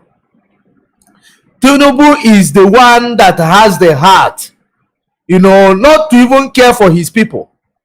Even if Boko Haram want to start walking on the street of Lagos State, Tinubu wouldn't mind, as long as he's enriching himself, as long as he complete his turn, because he tell you it is my turn. His turn to be in power, not to be a leader. That is exactly what this is showing. And to show you that these the people that are controlling the media behind him, they know that they are bringing a puppet to become your president of Nigeria, because problem of Nigeria does not have solution. The only solution that problem of Nigeria has is referendum. Let people reduce. A person that cannot even control their family, they want to control 2 million people. Somebody who cannot pull their family together, that they are killing each other in their families, they want to control 2 million people. Do you know the meaning of that? That is exactly what you are. 200 million people, sorry. That is exactly what you are seeing in Nigeria. Nigeria is not a country. It is a contraption. Until you create a country out of that contraption, you cannot govern contraption, because contraption is under oligarchy. And oligarchy, they are giving you a glorified democracy. After election, what you are going to see is selection. You cannot determine your leader through a polling unit or through vote, because you are under dictatorship regime. After military regime, you went into dictatorship. They place a democracy there, glorify it. Every time you will be thinking that this is a democratic country. Nigeria does not practice democracy. If Nigeria practice democracy, many of us will be able to go home today, because we will have freedom to speak. That is the reason why we are all in exile, because Nigeria does not know what democracy is. And meanwhile, democracy is very expensive. For one person like Tinubu, who embezzled the whole money of Lagos State, Tinubu is a bank himself. He is a bank. Embezzled the whole money of Lagos State, which is using it to pave his way into the power. Because all he wants is power. Power tussle. That is exactly what you will continue to see in that Nigeria. Until you know that there is no way you will be able to nurture a faulty foundation created for you by a dead man from Britain. I will leave it here. Thank you very much. Thank you very much, Mazi George. Thank you very much.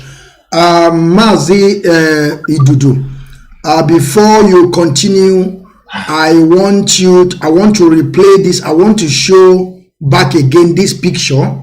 Should be in case if you have already forgotten some certain things, you will draw back your memory. Then this thing, Mazi Idudu, I want you to understand that the man that Tinubu said is going to be his running mate, that he's telling people that he never met him, but now he have disclosed to you people, the media, this is the man that Tinubu was talking about on this video, because I'm going to replay the video again. This is the man, this Kashim Shettima. This is the man that he's talking about. And this man is still also the same man that we heard, I think that was last year or last 2 years, 2017, I mean to say, that was saying that was speaking to Kule how they are going to destroy the Igbo people and entire Biafra. And how are they going to hand over Lagos to Tinubu? They said it on that video. Maybe some days we are going to bring it back again. And now, I want to return back again this video of Tinubu so that you will understand, I want you to connect the dots between this idiot from Daura and this Okoko wey called Tinubu say, Emilokan. Emilokan in Yoruba land means na my turn. Emilokan. He say, Odi Ekini, Owole. He say, Odi Ekini, Owole. Odi Ekeji, Owole. Odi Eketa, Odi President. That means that he was saying that the first tenor of Bugatti, he came, he fall like a tumban tire, a flat. He comes second time, Bugatti fall flat. The third one, he is the one that raised him. Now is his turn. Now I want to take back again. I think I have this, but this video is a very long video. That is the reason why we cannot play it today. It's a long video. I don't think we're going to play it today. But let me play the back one of Tinubu. And then after you play, because the video is a very short video, then as the video ends, you start from there. Let me return it back again, Mazi. I want you to pay attention to this.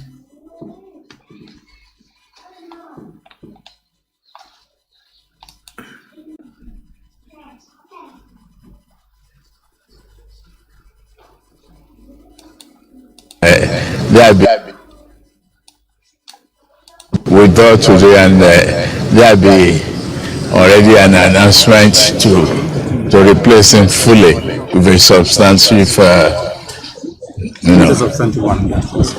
Kashim Shettima. Kashim Shettima. I have not discussed with him. I've disclosed it to you since I've disclosed it to the president. So how strong, united and formidable is your party ahead of the next general election? We are going to win. You are going to win. Inshallah. Inshallah, with this. Inshallah. Inshallah, with this. Why are you so confident? Because we are a progressive party. With focus. We have the focus on Nigerian problems. We faces the challenge squarely. We are not running away from it. We have a better program for the people and about the people and ready to serve. Within a short period of time, there will be a good foundation on infrastructure. We face challenges of terrorism, we know that.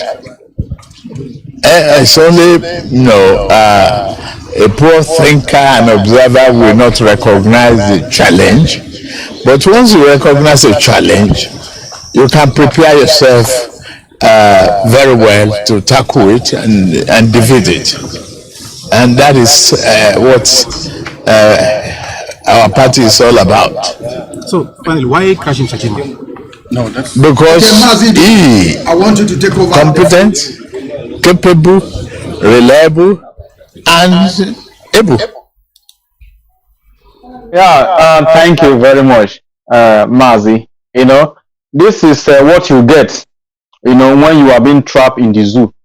It is not shocking to me. It is not shocking to me at all, because these are some of the, you know, the benefits, or should I say, the dividends of one Nigeria.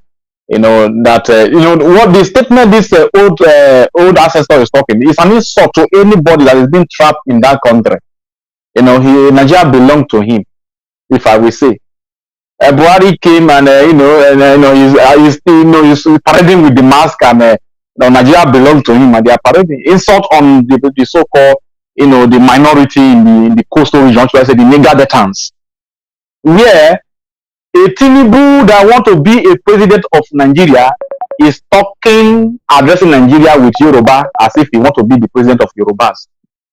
And there is no idiot somewhere that is a professor from Isoko, or Urobo, or Ijo, or Ichekiri, or Ibibio, or Igbo, that will come and what an insult. You want to be a president of this nation, you are there on the national TV and you are speaking Yoruba. Are you trying to say that we are all Yoruba, or are you trying to tell us that you want to be president of Yoruba? You will not see them. They are hiding in their shell of, you know, of conquest. The only time they are strong is maybe one if maybe from the coastal, from the hinterland, want to, you know, that is where they are good in attacking. That is why if you watch me when I started before, I said, when you asked me a question some time ago that what do you think it will do concerning the Igbo presidency, I told you I have not seen any Igbo politician that is championing Igbo presidency, that is talking like somebody that wants to become a president. That is why any idiot from Urobo, any idiot from Isoko, any idiot from Ishekiri, Ijo, Ibibio, even Yoruba, or even from Igbo land, can just come and counter any idiotic politician that is from that houses in the east. Because they know that they can't do nothing. They are just trying to be women, you know, children in the political corridor. I'm angry with them. I need them to be bold. I need them to be harsh. I need them to be brutal. I am not a politician, but if you want to be a politician, you have to be a politician in full. Don't be a politician in half. They are all half politicians and they are all half men. Now coming back to this Mr. Agbado. Recruit 50 million Nigerian youths. What they will eat? Agbado, corn, cassava. You know, this is the guy.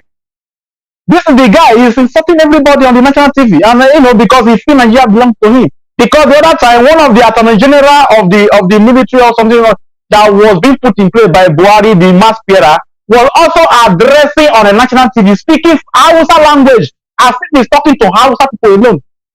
This is the Nigeria we have found ourselves, and the politicians from the entire east, or to say even the entire south, are like zombies from Yoruba land down to Igbo land, down to the coastal line. They are all prepared. They don't say nothing. They're not there. That is why I feel like I don't know. These people, they need to be dealt with. Honestly speaking, because when you keep on pampering these people, they will lead you into a pit that you can never come out from. They will lead you to a pit that will never come out. Look at the statement Ikerumado, the other harvester made. And no Igbo person is going to vote for Obi. They are going to vote for PDP because he knows that Obi is a weakling. That's why I said that you need to be a vibrant person in doings, in otherwise. You see, they look for the weak people that they know that they are very soft to attack. Go and attack somebody in the north. You must, in the next 100 years of Ipob, if he will still be alive, if they will not lock him to rot in jail in England, you can't even make any boasting. Look at Governor Otton alone.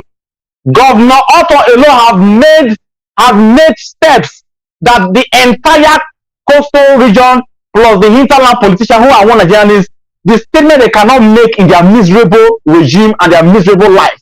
Governor Otto have made it over and over and over and over again. And tell me, when I meet some of these useless positions, tell me if I will not shook hand in their eye. Tell me if I will not shook hand in the eye.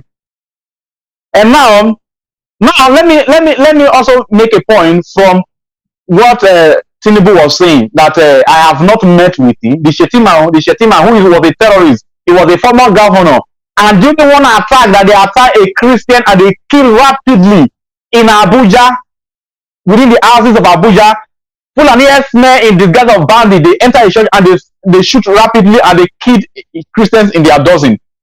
Those terrorists were later, caught at the lodge of this same governor. That means that is to tell you everything. This same man that Tinubu is speaking as his running mate, and Tinubu is telling you that I have not met him, but I am telling you that he is my running mate because he have called his mental counterpart that Moko now give me somebody when go be my running mate. You know, say now una will give me this Muslim ticket, and una go pick anybody one I like, whether na terrorist or whether na Boko Haram or anybody that the North people have said that this is the person we want to represent us as a northern candidate.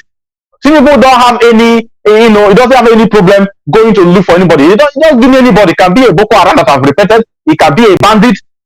As far as the northerners are playing, that this is the person that will be playing the terrorism playing game that will benefit the North, because all these northern politicians, they are all terrorists.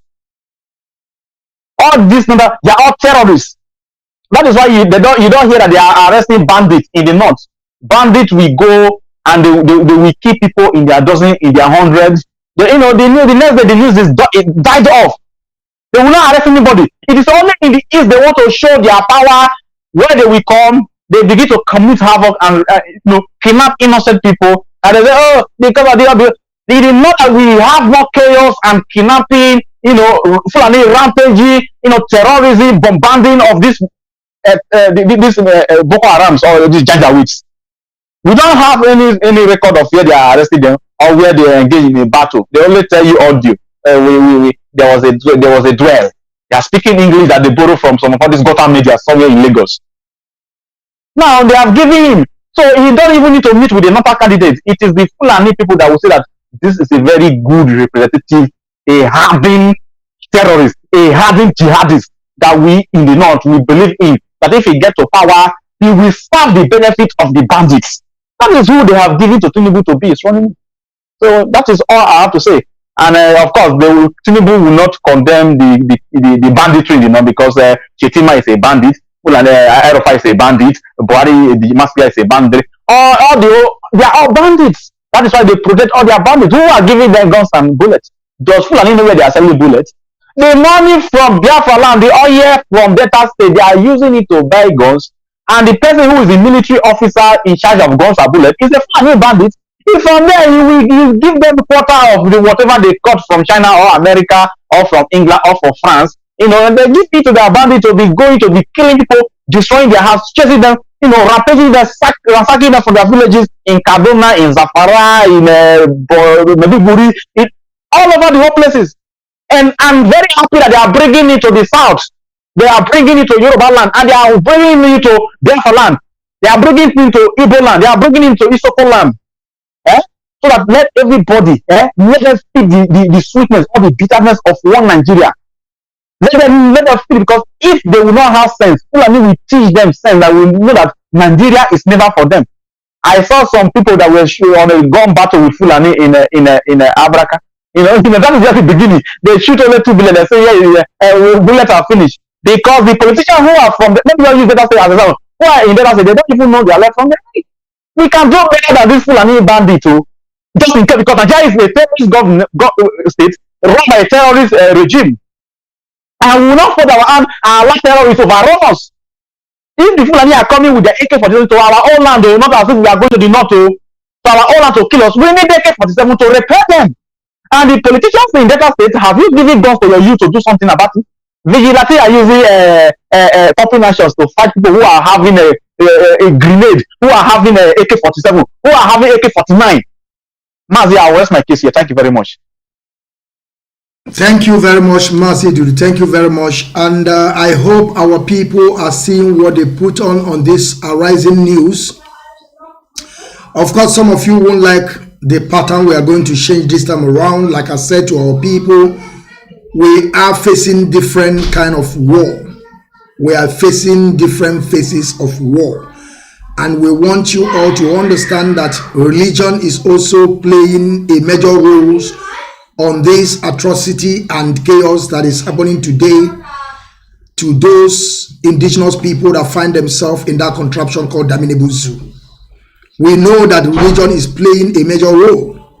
Now, some of them have begun to rise. I hope they will stand on their words, or tomorrow at the midnight, probably when they will call them, they will say to them, we are coming to your church, we are going to demolish your church, we are going to massacre people. Just go out there and begin to denounce what you said. A lot of them have said something like that. Your pastor, Oyedipo or Adeboye, I don't know which one is them. He wrote an article. We tried to come out and support him. Overnight, he come out early in the morning, 5 o'clock in the morning. He began to say he's not the one that said it. He said he was his shadow. His shadow was speaking, not him. This is the kind of cowardice you have in that contraption. These people have already secured themselves. The problem they have today, because most of them have known, people like me, knows that Tinubu is going to get on that seat.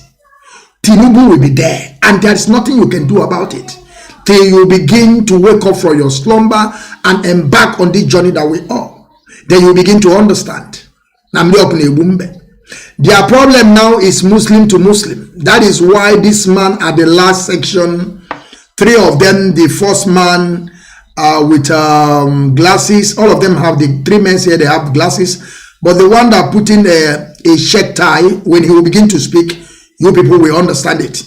He say it's a ticket controversial. Controversy. Thank you. Sorry, controversy. This is a Muslim ticket controversy.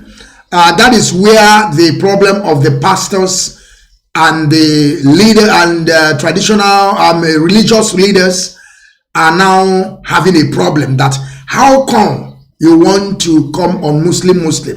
According to also what is his name, Kenneth Okonkwo. Kenneth Okonkwo also lamented about this issue, Muslim, and because of this Muslim, the idiot called Kenneth Okonkwo, that he's still living in bondage today, that he don't even know his left from his right. This is something that we have been telling him. We have been telling this thing to Kenneth. I did a lot of video for Kenneth. That was last year. I told him, come out from that Islamist Wahhabism. This is Islamist Wahhabism. That is what they call Wahhabism. These people, they believe in killings. They believe on intimidation. Of course, Fulani people, they are not strong people. Of course, people have to understand. And most of the time we say that Fulani people, they are wise, they know what they are doing. Let me tell you people something. Fulani knows nothing. Fulani, they knows nothing. All these things that you see that Fulani is doing, like they have intellectual, of course, go and Google it. Go and search for it. Wikipedia will search for every place. You will see there's no Fulani thinker. Fulani has no thinker. There is no thinker, a philosopher. There is not in Fulani land. You cannot find it. But sometimes they will begin to use, in a sense that they can think. When you see somebody like this man called Yerima Chetima, or the Arewa youth, or some of them, they be able to go to England to study and have that intonation. That is why I keep on telling my people, you see, language is just, you see this English we are speaking, it's just, when you travel to England to learn your school, or you went school there, you will try to imitate them, because that is where the English came from. When you go to America, you try to imitate the American accent. That does not mean that you are educated. It has nothing to do with education. Now you begin to understand. And some of them that they went to school in England, they will come back now. You think that these people are thinking. No, British people are telling them what to do. They are the people that behind all this nonsense that you are seeing today that Fulani are doing. Fulani are nobody. I'm telling you, people. Forget sometimes you will see some of us, they will say they are in peace. They are united. Which kind of what fucking united? That a one individual, some 10 people will occupy and they, stolen from these people. You will go and just build some place like a hall. You will have almost 5,000 children with no mother. One Alhaji will be controlling them. Have you seen such a thing in Biafra land? You cannot. And you can never see such a thing in Yoruba land. Because this is the people that know what they call education. That this money have to be circulated to everybody for everybody to be free. You cannot just as a one Alhaji, that is like Sultan of Sokoto. Sultan of Sokoto, the can oil where they is supposed to distribute with his own kingsmen. He carry it alone now. That is why you see Sultan of Sokoto can have almost 13 oil wells in Biafra land. Can such a thing happen in Biafra land? Can something like that happen in Yoruba Oduduwa? The answer is no. Nobody will ever allow them for a one person to occupy 13 oil well. But the one they give to them, Sultan of Sokoto occupy everything is his own. Now he will go and call some militia that is feeding, that are roaming around like idiots on the street. He will call them, begin to feed them, begin to push them that, conquest, call holy war. That when you kill these people, you will have 30 or 100 virgins in heaven. You see how they begin to deceive these people. That does not mean that when you come and a Biafra man tell him, go and kill this man for me, the man will be telling you, for what reason? That make that person a reasonable person and have inability to reason that when you send me to go and kill somebody, first I must ask you, can you tell me the reason why? What that person have done to you to deserve killing? But in Fulani land, they won't ask you so. They are going straight to go and kill the person. So what I'm trying to bring to my people today is this. This is a video. This is a video of a pastor now getting angry because of Muslim. And the pastor vowed, when he will begin to speak, you will see how anger he is. But I keep on telling him he's not going to do anything. He's going to do more. He cannot do more than a dead rat. So he's going nowhere just to yap, because most of them have yapped before. They couldn't do anything. Like Adeboye, like I said, of a Christian Church of God, that says something, 5 o'clock, 3 o'clock early in the morning, he woke up and go again and write an article, say that I did not say so. I said that Christians should defend themselves. But I never tell them to go and buy gun. So what are they? So are they going to they defend themselves with a lighter or matches? Just tell me. You see how idiocy these people is, and this man have already surrounded himself with security that have an AK-47 standby that you can't even get closer to them. Before you get to their bedroom, these pastors you are seeing, before you get to their bedroom, you will pass almost 30 checking points in their own house. From gate. Before you come to that area, you will pass checking point. Before you reach to their gate, you will pass checking point. Before you come to their parlor, you will pass almost 5 checking. Before you get to their bedroom, the man don't escape now. You don't know. He don't escape already. So you will pass almost 20 checking points before you get to these pastors that are telling you to go and fold your hand and continue. So let us listen to this video, and we see what the pastor was saying about Muslim and how the pastor was, he's vowing that it's not acceptable to them, but we are telling them it's acceptable to those idiocy find themselves in that contraption, believing that Nigeria will be repaired or Nigeria will be turned around as a miracle because they believe in miracle. But we don't believe that. We believe in reality. And that is always things that I bring to my people. Now let us listen to this pastor and see how the man was barking like a chihuahua. Let's go, my people, and pay attention very well and listen to every word that is going to be coming out from his mouth. Let's go, my people. Don't trample people because they are tolerant. You don't trample people because you think you have bought some few people that that can compromise. We're going to keep them the lesson. So we're telling Christians, yes, keep praying. Let's try to God that these people, instead of elevating our pain and the blood has been flowing, and many of our people that are in captivity, instead of elevating it, they're exalting themselves, they're brandishing themselves, and gaslighting us. Gaslighting us. We want to see them. We are already mobilizing, Dr. Ruben, to get to your question. We will mobilize. We will do everything within our power. Some of us, even if we die in the process, is worth it. The reason we're enjoying democracy now is it not because the great MK gave his life for it? And I'm glad every time they're talking and making reference, every time I see to you, I say this man is a great man. If you are just saying business, enjoying his money, the things happen. I will repeat the video once again so that our people will listen to it once again, where a pastor is lamenting. The pastor is lamenting. They have touching him inside his boomerang. The man is vibrating. The organ is vibrating. And I hope this man will go and will go to his congregation and get them a walking stick. That is what his congregation need, not to lament. Not to begin to lament and say all sort of nonsense from his mouth. He should go and get his congregation original walking stick, so that whenever they are moving, they move with walking stick. Whenever they are sleeping, they sleep with walking stick. Whenever they are coming to their church, they are come with walking stick. Whenever they are coming, they have to protect the land of the church with walking stick. Not to come on social media or media room in that contraption, begin to yap, saying all sort of nonsense that you know that it can never work. Are you talking to Tinubu that can buy you, buy your church, buy everybody in your church? You are talking to. One thing you have to do is to go and get these people walking stick, and the real walking stick, the real one. Let us listen to once again before I will move to you, Idudu.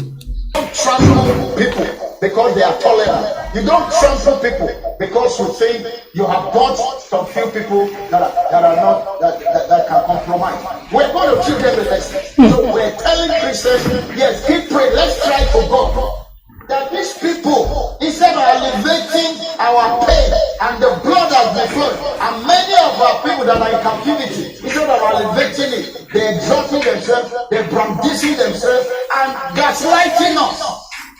Gaslighting us. We want to see them. We are already mobilizing, Dr. Ruben, to get to your question. We will mobilize. We will do everything within our power. Some of us, even if we die in the process, is worth it.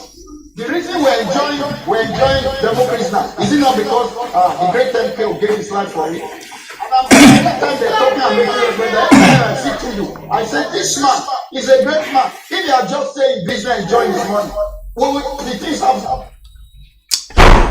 Thank you, great people. Thank you, Mazi. I will go to you, Mazi Dudu. You know, the reason why this man was yapping, I want you people to understand. The reason why is because Tinubu want to go Muslim with Muslim, which is the man that I show you people. This is the man that I was saying before, is the man Kule and that Shetima. We are going to see now. We are not going to play it. The one up is the Kule, the one down is the Shetima, the one that want to be second vice president to Atiku. And these people know quite right that these people are going to win this presidential election. They know. And now both of them is Muslim. That is the reason why this man is lamenting. This pastor is lamenting, crying, you know, calling the Christians because they have already touched them. You know, we always tell these people that Nigeria is a Islamic state. These people don't even understand. They always see around their premises, around them, like you have churches, you have some Pentecostal, you have Catholic, you have Anglican. The people, they don't even understand that that is not what we are talking about. We are talking about the Constitution. Go to your Constitution of 1999, wrote by Abu Salami Abubakar. Go there, you will understand that Fulani owns Nigeria. Nigeria is Islamic state. If you don't know for that Constitution, you begin to know. So they can do anything they want anytime. They can just leave you for a while, for you to breathe a little bit. When they will come back to you, you begin to beg. Mazi Idudu, I want you to take over the floor, please. Ndeo. Yeah, thank you very much, Mazi. Greeting to Biafrans once more. Uh, IPOB all over the world. Mazi, I got your question very loud and clear. I saw the pastor, lamenting, nagging, complaining, crying like a wounded dog and all that. And then for me, if you ask me, this is what I even want. A situation where they should also feel the pain of what the poor masses and the average man have been crying ever since. So, now all of a sudden you want to mobilize. We are mutual, we mobilize, and mobilize. For who? Who are they mobilizing for? If they are really serious, because I don't take all these people, all these pastors, I don't take them too serious. Okay?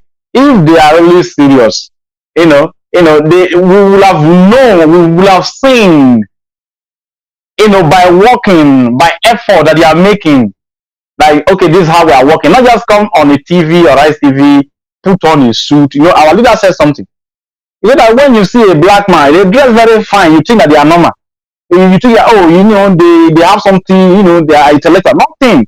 On a normal day interview, you will be baffled. Nothing than maybe the normal quoting from Ezekiel to Jeremiah. Finish. And now all of a sudden, because the Fulani government is really dealing with Christians in the north. They are killing them in numbers. They are bombarding them in numbers. They are burning their churches. They are forcefully converting Christians to Muslims in the north rapidly. They are killing them. They are raping them. They are abducting them. And anyone they abduct, they pregnant them. They use them as sex toy. You remember last week, a Christian in Kaduna that have 2 sons and 1 daughter. And the daughter is, I think, around 13, 14 years old. And the first son was around 22 years. The second son was around 18 years. They came and they killed the 2 sons. I think killed the wife also. Shot the man to a stupor in coma. And they abducted the daughter. They did not kill the daughter because the daughter is just like their chewing gum that they are going to relax with after all hustle and bustle. That is one Nigeria. And it pains me. Trust me, when I saw that picture, I shed tears in my heart. But there's a limit to whatever I can do. What can I do as an individual to even affect the north? When they are everywhere from north to east to center to west. They are not taking things serious. And now they now know that a Boko Haram government is in power and a Muslim ticket and the VP is going to be, in fact, it's a bandit already. It is a graveyard for the Christians in the north, because if they try that rubbish in the east, they will collect, because we are going to repel them. It is even in the Bible. You just watch and sit down and somebody come and kill you. If you come to do this kind of janjaweedism in the east, you go collect, because we will repel you. We can even go to the international community and say it, and they know that, because they know that self-defense is a right, and they know that what IPOB are doing is in line with international constitution. You cannot come with your AK-47 to be committing nuisance and janjaweedism in our land, and you expect us to keep quiet and be looking at you. And that is why we keep on mobilizing, we keep on raising for to get what we need to get to withstand this their upcoming jihad, because we are not going to give them our land. All over the whole world, everybody is fighting for their land. Ukraine is fighting for their land. Russia is fighting for their land. China is busy looking for where to buy land in Africa. So it's all about land. And Fulani are coming to take our land by Ruga, and you think we should sit down and be looking at them quietly. It can't work. So I wish them good luck.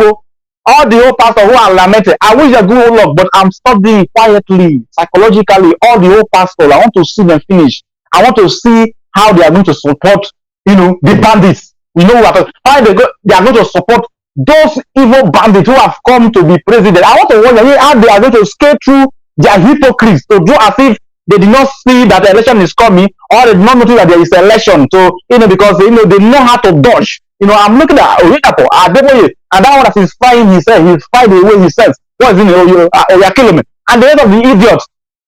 And somebody that knows Ubaka will tell you that if you don't know to talk, so you should keep quiet.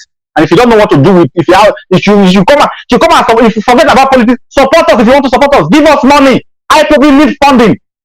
We even need excess. We need to have reserve. If you don't know, we need to have reserve. So because you can't predict, there are times that the demand will be much, and if there are no reserve, it's very hard to meet up. So we need reserve. And people are there, some of them, they come on social media, they just talk to some people will clap for them. I thought these are not sure those rubbish. Any pastor just come, what is not the kind of say they come to repeat it, and the people are clapping for them. Oh, this pastor says something, pastor says something. What do you think they talk about? We never talk before. Now money, we need money. We need money. We are not begging, but we are telling you just in case. You say, oh, we didn't know. We are telling you, keep on there. You will be crying. Yes, please. They are sacking us. Just like they are already crying in the north. And like I said, all the politicians in Nigeria, going from the Christendom to the Muslimdoms, and the one Nigerian is from east to north, from north to south, and south to west. I wish you a good luck with my presidency. I remain an IPOB, a proud one, indigenous person of Biafra. And I am under the command and control of my leader, Mazi Nnamdi Kanu, the most loved man in the planet Earth as we speak today. Thank you very much. All hail Biafra. Thank you very much, Mazi Dudu. Mazi George Money, please, I want you to take over. You see how the pastor was lamenting.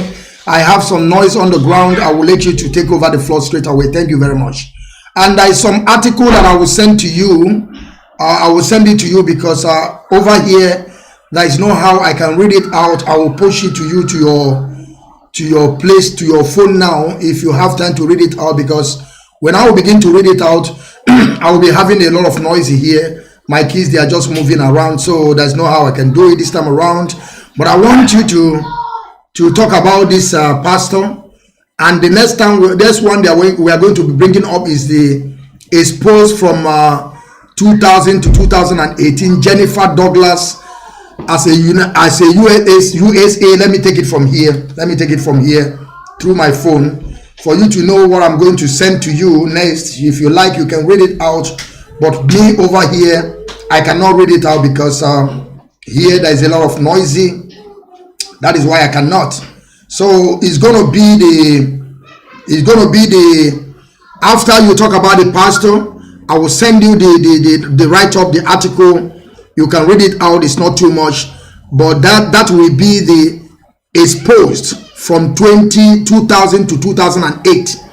A Jennifer Douglas, a United States citizen and the fourth wife of Atiku Abubakar, helped her husband bringing over 40 million in suspect fund into the United States. He has the husband. This is the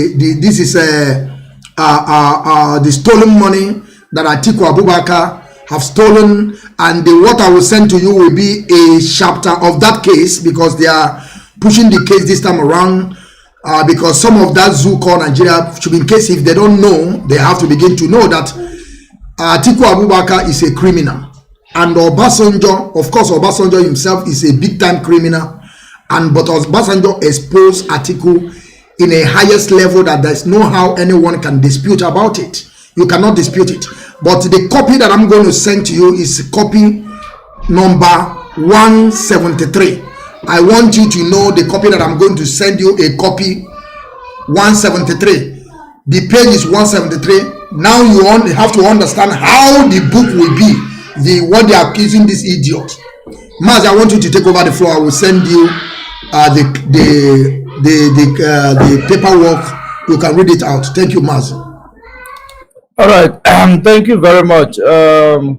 With regards to the issue of these pastors, of course, you know that all of them are hypocrites. You know, when Mazi Nnamdi Kanu was shouting on top of his voice, you know, so many of them, you know, was against him. But today, they call themselves a prophet that could not see, that Mazi Nnamdi Kanu foresaw and warned the whole Nigeria to get ready. That thing is unfolding and is happening. That is when you know that you have a prophet. It is not somebody who will say something and they will be looking for a way to say it has happened. Mazi Nnamdi Kanu is not here to say that whatever he said had come to pass. It is people around that are seeing it and saying Mazi Nnamdi Kanu said it. That is a true prophet. not a hypocrite that will come and tell you when they feel that there is a sign that something will happen. They will come and tell you, and at the end of the day, they will, if there is something similar to that accidentally occur, they will say it is their prophecy. We know how they give their prophecy.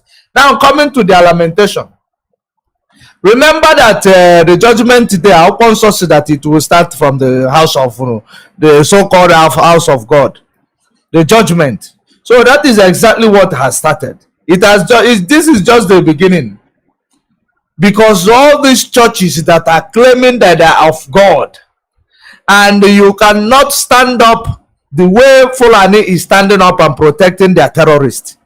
You cannot stand up and tell your church member, when you are coming, come with your wando. Or we go to 30 rands, you come with it, keep it somewhere. If you cannot start telling your church members the truth, believe you me, whether you come to rant on social media, if you finish rant, your church will be the first to be invaded. And your members will be, because now your bodyguard will take bullets for you, because you are paying them to take bullets for you.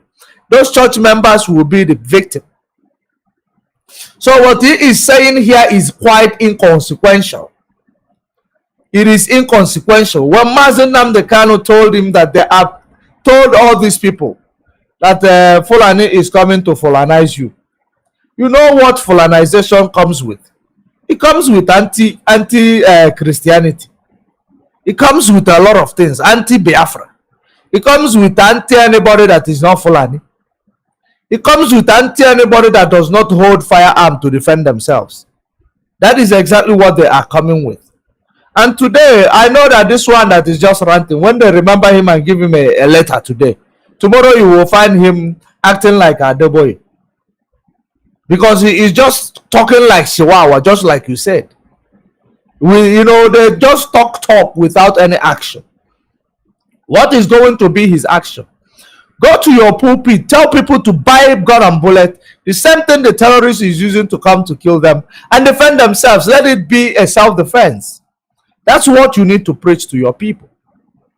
If you cannot preach it in the public, preach it inside your church. Remove it from online, because at some point people need to be ready for what is coming, and what is coming is very brutal. It is going to swallow a lot of people, and it's starting from churches. It is starting from churches, because our people believe in going to church. That's why they will start reducing your population from there. All they need is your young virgins, young women. They will take them, rape them, razzle them, impregnate them to give birth to Igbo speaking Fulani. That is exactly what their plan is. Uthman Dan Fodio's agenda. That is the reason why I keep telling you, ask Ekperima in Finland who is his father.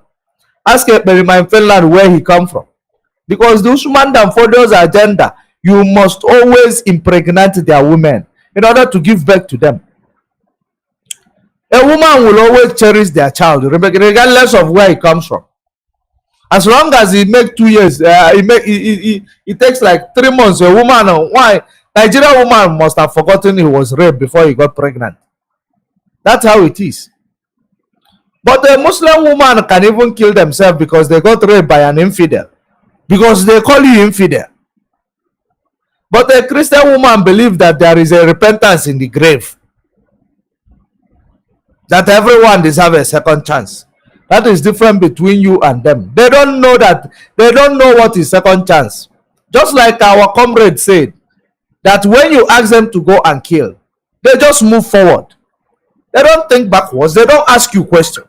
As long as you have contracted them, all they need is for you to contract them. They will even kill you to the extent that you will not reincarnate.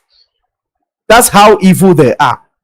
The people you are playing games with, ranting on social media for, tomorrow you will change your topic. That's why I say, for you to be formidable in Nigeria, stand in your word. Stand in your word. Don't act like a woman. Don't romance politics. If a charity begins from home, defend your people first. Like Peter Obi that is going to act like he want to unite Nigeria. You never unite your people first. You want to go and unite Nigeria. Look at Kunle and Shetima, two criminals. They were glorifying themselves that they removed Goodluck, who was fighting Boko Haram. That was exactly what they were doing. Glorifying themselves, they removed Goodluck, who was fighting Boko Haram. The same Goodluck, Yombaka, say is a bad luck. That is how it is. You need to unite your people first before you unite others. Every day, these people who are coming from the southeast or south, they will be deceiving themselves. You want to unite Nigeria, you never unite your family. All these things these people are doing, they are putting you people in more trouble.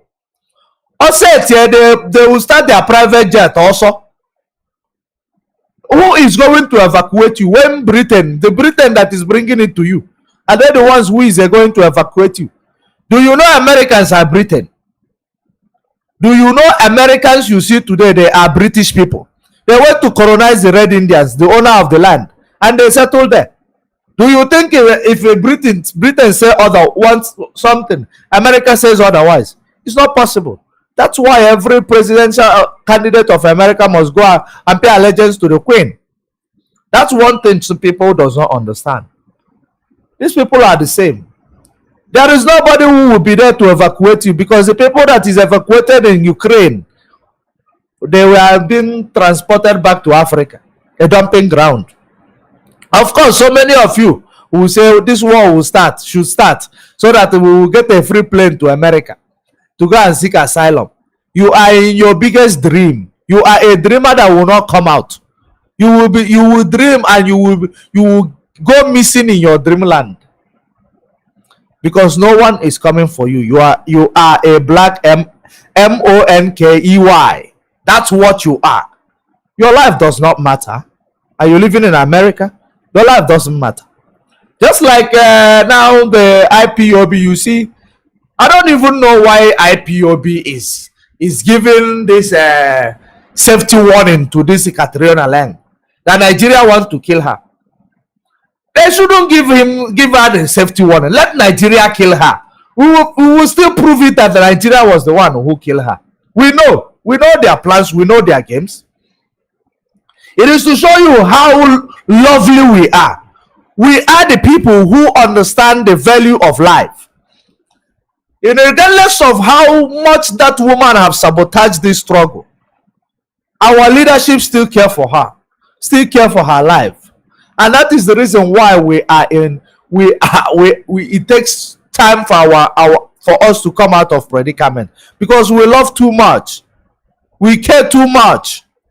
That's why they are taking advantage of us, but we love life. We cannot change what God made us, whom God has called us. We cannot change from it. But all we are asking for is freedom of our people. All we are asking for is freedom of our people. Not all this Muslim ticket. I saw Andy, living in bondage man, coming to rant. I will do the program, if not today, tomorrow morning, of his interview.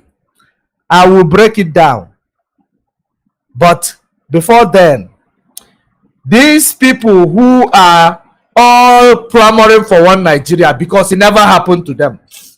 APC was the best. APC was the best because APC never happened to him. Now APC have showed them that they are Ife Jimejuoku.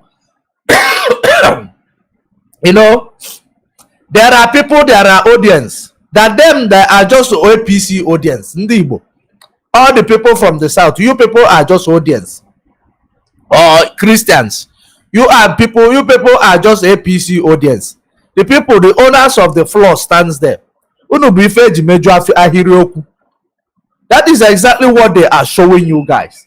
You cannot read the handwriting on the wall. Every day, every year, every decade, you make the same mistake. You follow the same principle and expect different results. You people are fooling yourselves. There is no way you will keep using one approach and expecting different results. Stop being coward. All these people are just presenting an act of cowardice.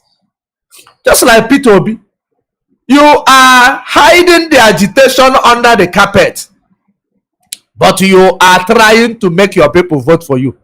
Are you not a moron? Biggest moron I have ever seen.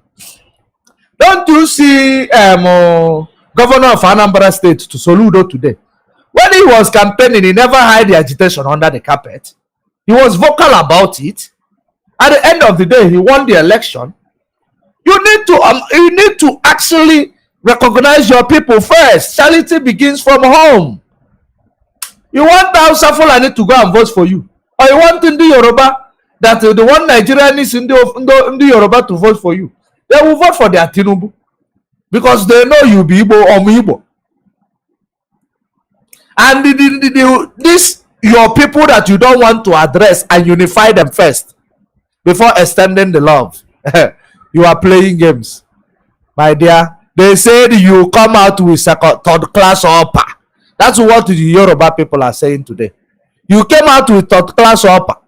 Few weeks ago we were saying that Tinubu does not have a passing cease. Today now Tinubu is having a degree. You come out with third class upper. That is the game is changing now. Ndị nwe egwu ewelugo egwu, ndị nwe bọọlụ adọwago bọọlụ n'ala. Ị ka na-eme Peter Obi. Ide we change in Anambra State, while the tijul everywhere in Anambra State. Nah, my brother, please, sorry for this my Igbo dialect. Let me just leave it here. Let's continue. Thank you, Mazi George Money. Thank you very much. I think that we are not going to read this thing out because I think most of us have saw this. I don't know, have you saw this write-up? That was exposed. Let me read it out from here. I don't know, maybe if you are seeing it well. I have sent it to you, George Money. I want you to see the article. If you can be able to read it out very quick, it's going to be good. Okay, let me read it. Let me read it out so that we will start descending. Yes, for sure. Read it out. Right. Read it out, please. I can't decide. Okay. Please. Abubakar case study using offshore companies to bring suspect funds into the United States. Jennifer Douglas Abubakar, a U.S. citizen, is the fourth wife of Atiku Abubakar, the former vice president of Nigeria and a former candidate for the presidency of Nigeria. This case history examines how from 2000 to 2008, Ms. Douglas helped her husband bring over $40 million in suspect funds into the United States, including at least $1.7 million in bridge payment from Siemens AG, a German corporation, and over $38 million from the little-known offshore corporation, primarily Let's Go Limited Incorporation. Gusni Trust Company Nigeria Limited and Sima Holding Limited. Over half of suspect funds, nearly $25 million, were transferred by the offshore corporation into U.S. bank account opened by Ms. Douglas for most of the time period examined. The U.S. bank with those accounts were unaware of Ms. Douglas' PEP status and allowed multiple large wire transfer into her account from the offshore corporation rather. As over time, each of the banks began to question the wire transfer into her account. Ms. Douglas indicated that all of the funds came from her husband and professed little familiarity with the offshore corporation actually sending her money. Bank records indicate that Ms. Douglas and most of the funds placed into her account to support a lavish lifestyle in the United States, paying credit card bills, household expenses in the range of $10,000 to $90,000 per month. Wow. Including substantial legal and accounting bills. She also transferred funds to account she opened for the for the Gede Foundation, a non-profit corporation she established in 2002. And the American University of Nigeria, AUN in bracket, a university that Mr. Abubakar founded in 2003, and whose name reflects its association with American University in the United States. An additional $14 million of the suspect fund were wired, transferred by two of the offshore corporations. Let's go and the Gutney Trust Company to American University to pay for consulting fees related to AUN. American University official told the subcommittee they understood the fund came from Mr. Abubakar, never inquired why the wire transfer were sent by unfamiliar offshore corporation. At least another $2.1 million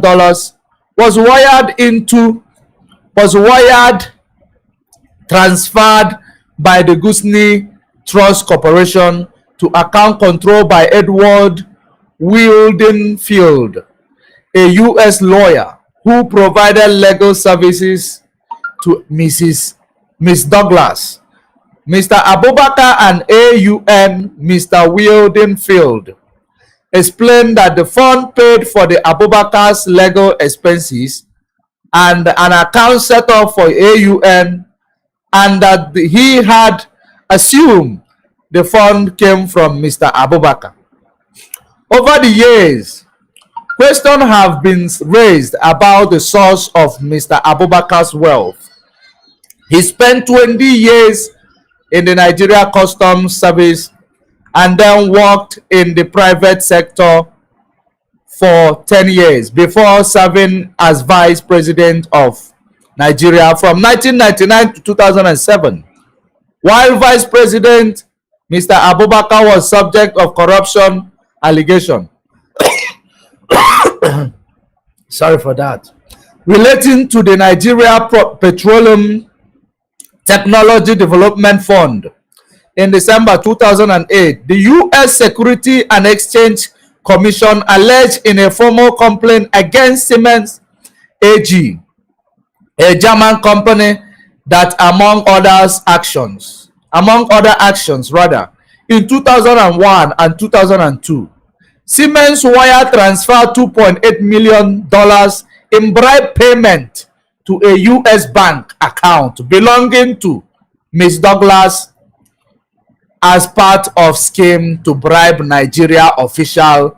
In response to this and other legal action, Siemens admitted to engaging widespread bribery.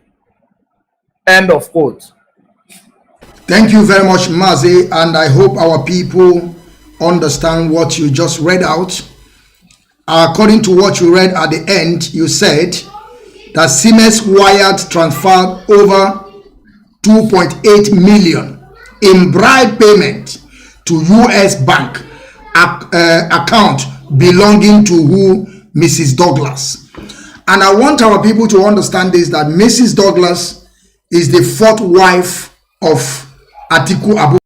Atiku Abubakar stole more than 40 million in suspect fund into United States through wire transfer sent by Off Stores Corporation to U.S. Bank.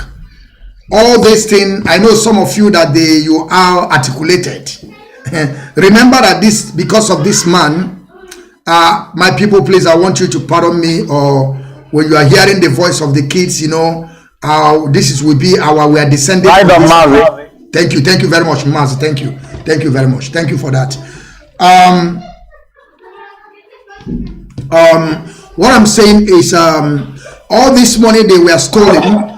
This is the money they stolen from that zoo called Nigeria during the time that Atiku Abubakar was telling you people they privatize all the whole companies in that contraption. As they are privatizing the company, they are stealing the money, putting in their pocket. And the wife of Atiku is living a lavish life, spending up to $10,000 to $90,000 monthly for just nothing sake. They are just squandering your money, stealing everything that belongs to you. Tomorrow they will go inside the bush, they will kill, they will come out on the street, begin to shout, who killed this person, who slaughtered this person. You don't even know that these people that are shouting are those that are killing people. So Mazi, I want you to, to use your 5 minutes to discuss about this issue, because I'm going to come back again for your closing remark. So let us use only 30 minutes to discuss about this issue, and probably when we have time tomorrow, maybe we will still come back again. Some of us that have time, but because probably I will still be back again tomorrow. I want you to use your minute, please. Thank you. The floor is yours. Yeah, I don't think I even need to even use up to that minute to address all these old dying politicians, all these terrorists. Apatiko is a terrorist. I don't know if somebody need a proof to prove Atiku that he's a terrorist before they will believe. He's a thief. This was person that was busy importing fake drugs during the time he was in charge of customs. So he have a very long history of corruption. He's a thief. He's a ritualist. He's a terrorist. I will give you a very just one proof of him being a terrorist. Someone that endorsed the killing of Deborah, a lady, a student that was stoned and burnt alive in Sokoto. Atiku endorsed it. That he didn't say anything against those that killed Deborah. That is just it. That is all you need to know. That he's a terrorist, supporting those that carry the act of terrorism against a Christian girl that was stoned and burnt alive, all in the name they say that he said something against Allah or Quran. Understand me? So is it not the same as Atiku that also have a criminal record, that a transaction was made during the period of the extradition of our leader? Within that space of time, that they are looking into the issue. But this is all what we keep on hearing from the American side every time. They will make a big name, and they say a group in America. I'm tired of all this West. Say the America. They say they don't do nothing. How they try to play with our emotion. They know these guys are criminal. They are thieves, and they have to apply the criminal law on them effectively and bring them to book. This article, you see, if you got what you will see is criminal record. Those that are unpending, those that are being swept under the carpet, and those, in fact, even if you have, should I say, a lens, you will see that he's about to have another criminal record in the nearest future. And you're talking about his wife embezzling almost $90,000 in a day or in a week or in a month in America. That is nothing. They embezzle more than that. The idiot is living in Dubai. The idiot is living in Dubai. He just came back last week. So he stay in Dubai and he gives money to some useless fools in our land, down to Yoruba land, to be helping me to be waving umbrella. Oh, PDP, he want to be president. Oh, vote for Atiku. And the idiot is, he want to be he's not even living in Nigeria. He's just like Willie Obiano that came from America and become the governor of Anambra State. Immediately finished that same day, he want to flee back. So if you don't want to be an Anabarian, why do you want to come and rule us? So you don't want to be ruled. You want to just rule people and run away. That is why I want that idiot. He would have rot in jail. But I hate stupid people. The same Atiku with his bleaching legs, he lives in Dubai. He only come and he want to look for people that he will be using their head to be cleaning toilet like Wiki and the rest of them. You just work for me, I will make you minister, I will make you this one, I will make you that one. It's working like somebody that have TB. You understand me? So Nigerians are very foolish. That's just the thing. Look at some people are campaigning for this moron. Even some Christians are campaigning for this terrorist. An anti-Christian. This Atiku is an anti-Christian. Antichrist. They have proven it. You don't even need any verification from me. But anyway, when you are talking to a black, in this OG, what do you expect? Mazi, we keep on doing what we are doing. Biafra made the goal and made the focus. So while Nigeria are wallowing in their stupidity, we must continue. Thank you very much.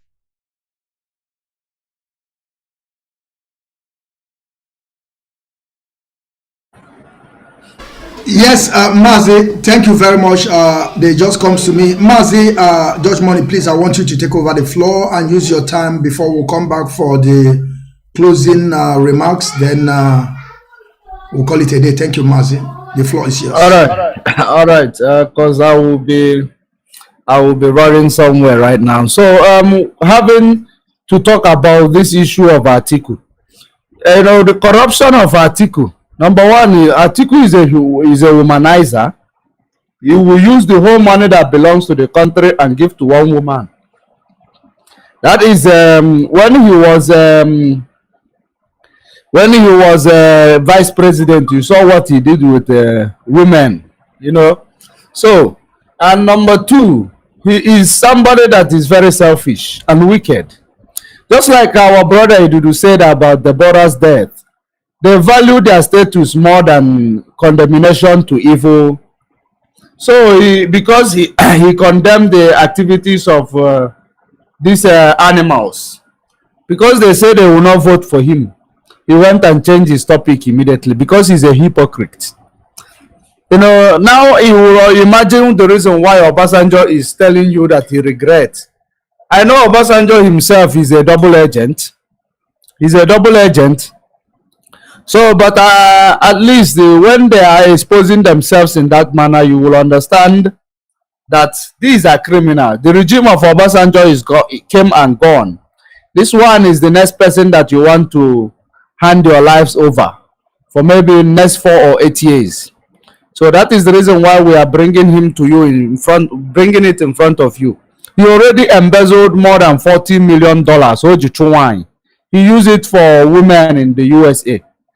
All these criminal politicians, they are always way of embezzling money and doing all this, what do you call this, all these things. They will, first of all, open an offshore account. Offshore account is like having a business in abroad that will enable you to then you will say you are investing into your business. That is like you are embezzling money, doing money laundering through an offshore. That is exactly what all of them they are doing. So he was a vice president, pushed more than $40 million to a woman that is living lavishly in the US. Even Siemens is a phone company, if I'm not mistaken. So even Siemens helped him to launder the money. For you to know, this time around he might use iPhone. He might also use Hawaii or Samsung. And you will imagine how much is he going to steal in order to use them to launder it. So you people should understand that all these old gaggles, these are old gaggles. These are old gaggles. Nigeria does not have a solution. Before Nigeria will have the only solution Nigeria has now, the only option left for them to explore is referendum. That is the only option they have to explore. Referendum or nothing. Other than referendum, you will continue to impoverish yourself by saying 2023 this person, 2023 that person. Maybe while you will be at it, you will be Fulanized, Sharia law. If you go to drink, they will cut your hand. You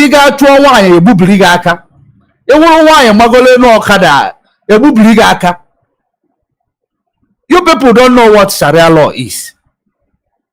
It will come to you. Keep clamoring for who is that person? What is the name of their candidate? This Anambra man, their candidate. Keep clamoring for 2023. Peter Obi. Keep calling Peter Obi. Peter Obi is a failed candidate. For you to know he's a failed candidate, he run away from wherever he was. He go to Labour Party. Labour Party that does not have a surname. Number one, he doesn't have it. Who is going to be the money man in that Labour Party? You people, waste now our time. I am going to leave it here, my brother. Thank you very much, Mazi. Thank you very much. I thank you all for today's broadcast. And I think also our audience, those people that have already listened and those that are going to listen later. Like I said, we are on satellite. We are on satellite. Biafran Television Channel 1 under the leadership of Mazi Nnamdi Kanu. I greet you all the panelists and I thank you all for joining Biafran Television Channel 1. Of course, we are in different multiple platforms. We are on YouTube, Twitter, Instagram, and Facebook. And most important is that our people on the ground have begun to listen to us. And I'm going to be bringing different people over and over. It's not going to be once. We will keep on doing this thing till Biafra is totally restored. I want us to understand that we are going to be coming time to time with people to discuss things that matters to this struggle. Of course, we are not leaving any one of them alone. That is why I said that we have different phases of war. Through the judicial in that contraption, the executive in that contraption, and also the religious leaders, or the religion, if the case may be, they are also part of our problem. And that is also things that we are going to be talking about. I thank you all. I don't want to waste much of the time. I want you to, I'm not going to talk about anything about this article we discussed first. Last one, I mean to say, because time is getting late and I have to do also something. I want you to use 1 minute to talk about our leader Mazi Nnamdi Kanu. You can use it as a prayer. You can, give him a word of encouragement. Of course, he's here with us. He's listening, because our leader is a man of all people. So he's everywhere. So I want you to use 1 minute to talk about him, the good things I have done, and where he is today. That will be your last speech. Thank you very much, Mazi. Thank you very much. Thank you very much. Greetings, Biafrans all over the world once again. We really appreciate you for staying by, because if there is no you, there is no us. And together we shall win. That is why collectively, is very important. Of course, greetings to my leader, Mazi Nnamdi Kanu, the only man that have recognized the suffering of Isoko people, Urobo people, Ijoy Shekiri, Ibibio, Igbos, Idoma, Ibanki, even the Yorubas, Africa at large, even Africans, America, Africa across the globe. And he stood up to speak for them, to fight for them, and he knows, and we all knows, that the only time that this suffering that the black people all over the globe are facing will end. The only time that there will be a dignity in the land of Isoko, the land of Igbo, the land of Urobo, which we are all Biafrans. I'm just trying to say it to be specific. The only time people will have their honor intact is when Biafra is restored. I see a lot of people yapping here and there, corner, left, right, and center.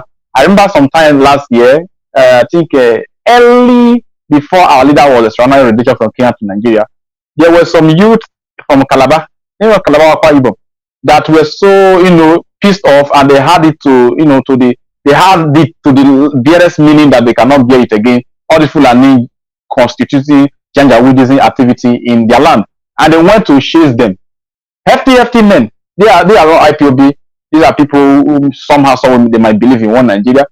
The army came in the next couple of minutes and they stripped all of them, almost half naked, remaining their boss, and they made sure that they used koboko to peel their back. And I am regretting, or should I say, it pained me that I didn't save that video. I never knew I would need that video again. If I need I come across that video, I will download it. They hefty boys, they peel their back. And what was the message? Who are you to chase Fulani herdsmen for your land? Who are you to chase Fulani for your land? Don't you know that this Ruga means our land, that we own the land, and Calabar is part of it? That's what they did to them. And some people will come, we're in our side, we are not having issue. No. If you see what people are facing in different parts of Biafra land, you will shed tears for your own self or for your own people. So that's why I say thanks to our leader, Mazi Nnamdi Kanu, for recognizing what it means to be a human, especially in the dark continent of Africa. and he has, shined the light, and he has raised the flag of victory, the flag of dignity, the flag of belonging, and that's the flag of Biafra, flag of liberty, flag of dignity, prestige, and honor. And we shall collectively stand by him in the stormy weather to weather the storm. And that is why we are here. And lastly, let me just say this one. I was trying to reach Mazi Jonathan yesterday. I could not get to him. The number was off. So Mazi, if you have, or if any of the DOS members are listening, Mazi, if they're not listening, if you have any other contact, you can give them the message on your own private time. No, Mazi, whatever we are doing on BTV, of course, one of them must listen. They will get the message. Give the message. So let me give the message. The message is that there is this brother. I met him in Berlin when we went for the first protest we had with our leaders release here in Germany last year within June. I think that was June. And this brother, bought us drink after the protest. He's not a member of IPOB, but he's concerned. According to him, he has been paying some money. Somehow, some way supporting. But that is that. So he told me that I was trying to. He told me that he's going to join IPOB. So I just write him yesterday that do first today. Do first today. You don't join IPOB. He was like, no. I said, you see, this is what I was talking. I go. This is what some of you are doing. So he told me that there are some things that is happening in some place, and the thing is, I said, what is that? He said, some people are kidnapping and all those things. And I encouraged him. And trust me, he is back to his feet. So he told me that he know the name of the people who are committing the atrocity in our Moma. I don't know if I called that the name of the community correctly. Our Moma. Our Mama. He said he knows the people. That he also within that he also houses. He said he knows the people. So and he's ready to. Although IPB, we don't walk blindly. If anything is being given to the DOS, they will scrutinize through it, they will screen it, they will make investigation, because we don't, So that is what I'm saying. If they, Mazi should be, in case as you are speaking, don't mention anybody name. No. What we do is this. After we're done with this video, you can also send me the number of the person. Because probably they will need the number. I will send it to. I'm not like what I'm saying now. I don't want you to see me that I'm speaking to the lady.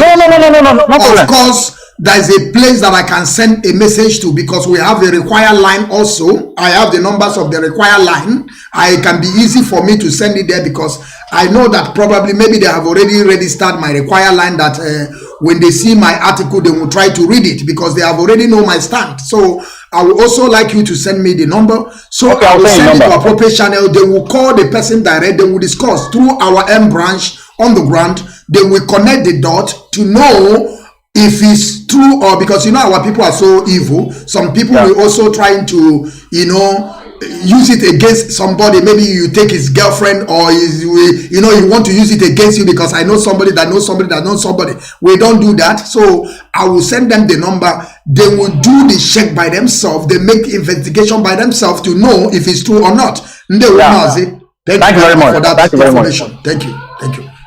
Mazi, George Money, please, I would like you to also use 1 minute to tell people the good things that our leader Mazi Nnamdi have done on this struggle and where he is today. I would like to give you the floor, because the noise is too much, please. Thank you. All right, great people of Biafra. Of course, I don't need to count the blessings of Mazi Nnamdi Kanu, because it is there plain to see. First of all, he made us, he lit up the light in the life of our people. He introduced us to the light by showing us the way, the way to the truth. And the way to the truth is the way to heaven. And heaven we talk about is freedom. That is one thing that so many people are still in doubt of what is heaven. It is freedom. So that Mazi Nnamdi Kanu, he showed us the light. He prepared us. He made us to know that we can actually have freedom to speak against injustices. Because you as a Nigeria person, Nigeria, you don't know that you can actually speak against evil. Because you believe once you speak, you are dead. And that is exactly what is going on in Nigeria. If you speak, you are gone. So Mazi Nnamdi Kanu gave us gave us that bravery, that we should condemn evil when we see it. We should not compromise for anything. The code bent for no one. And he made us to know that those that died prior to 1967 till date, that their blood will not count for nothing. That the cause they died for is a just cause. And we investigated, we saw that it is accurate. And that is the reason why we are here today. And we are ready to do everything to make sure that they did not die for nothing. Regardless of the cowards we call leaders, regardless of the saboteurs that are all around us, that is the reason why there is a saying that says, a beautiful tree is where the children throw stone at. If we are not formidable, the masquerader in Asorok will not be calling for their international counterpart to call us terrorists, to compromise or contravene their law in order to call us terrorists. It is because we know our cause, and we are championing our cause, and it is a just cause, and in that cause we are going to emerge victoriously. Thank you very much, the great audience who have taken your time to listen to this. Just like my comrades say, there is no you, there is no us without you. We are doing it for you, and we are here because of you, and we will continue to be here until Biafra comes and we are free. Thank you very much. Thank you, great people of Biafra, freedom fighters, lovers of freedom. We are calling it a day. We have done for today. May Chukwu Okike ma bless Mazi Nnamdi Kanu, protect him and guide him, and give him that strength till we see next day. Thank you, my people, great people. Good day and welcome, please. I salute you all. Thank you, my people. Thank you, my people. Thank you, my people.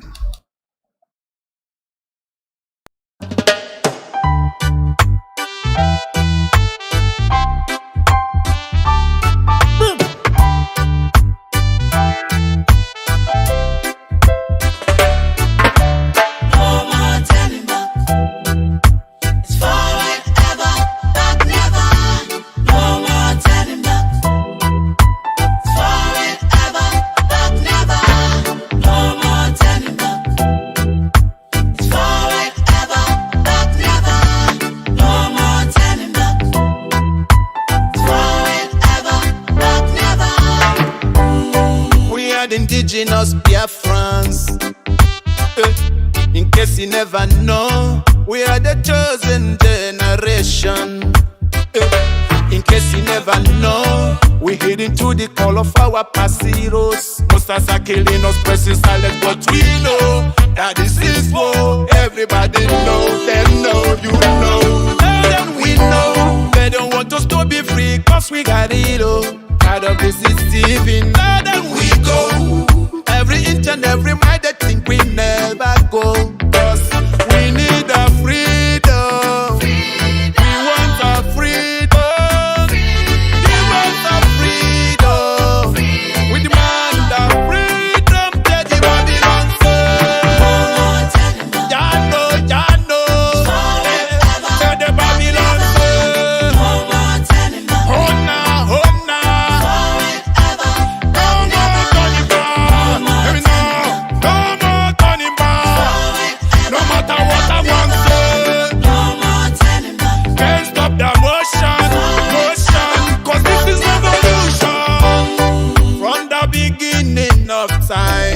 suffering and tribulation, yeah. Marginalization and lies. They never wanna see us survive. The government, they always steal and kill. They wanna blow the candlelight of generations young. I feel the pain, but I believe it later then. Biafra, the sunshine of life. Say no place like home. No place like home. Yeah. No turning back, no going back, no turning back till we take our home.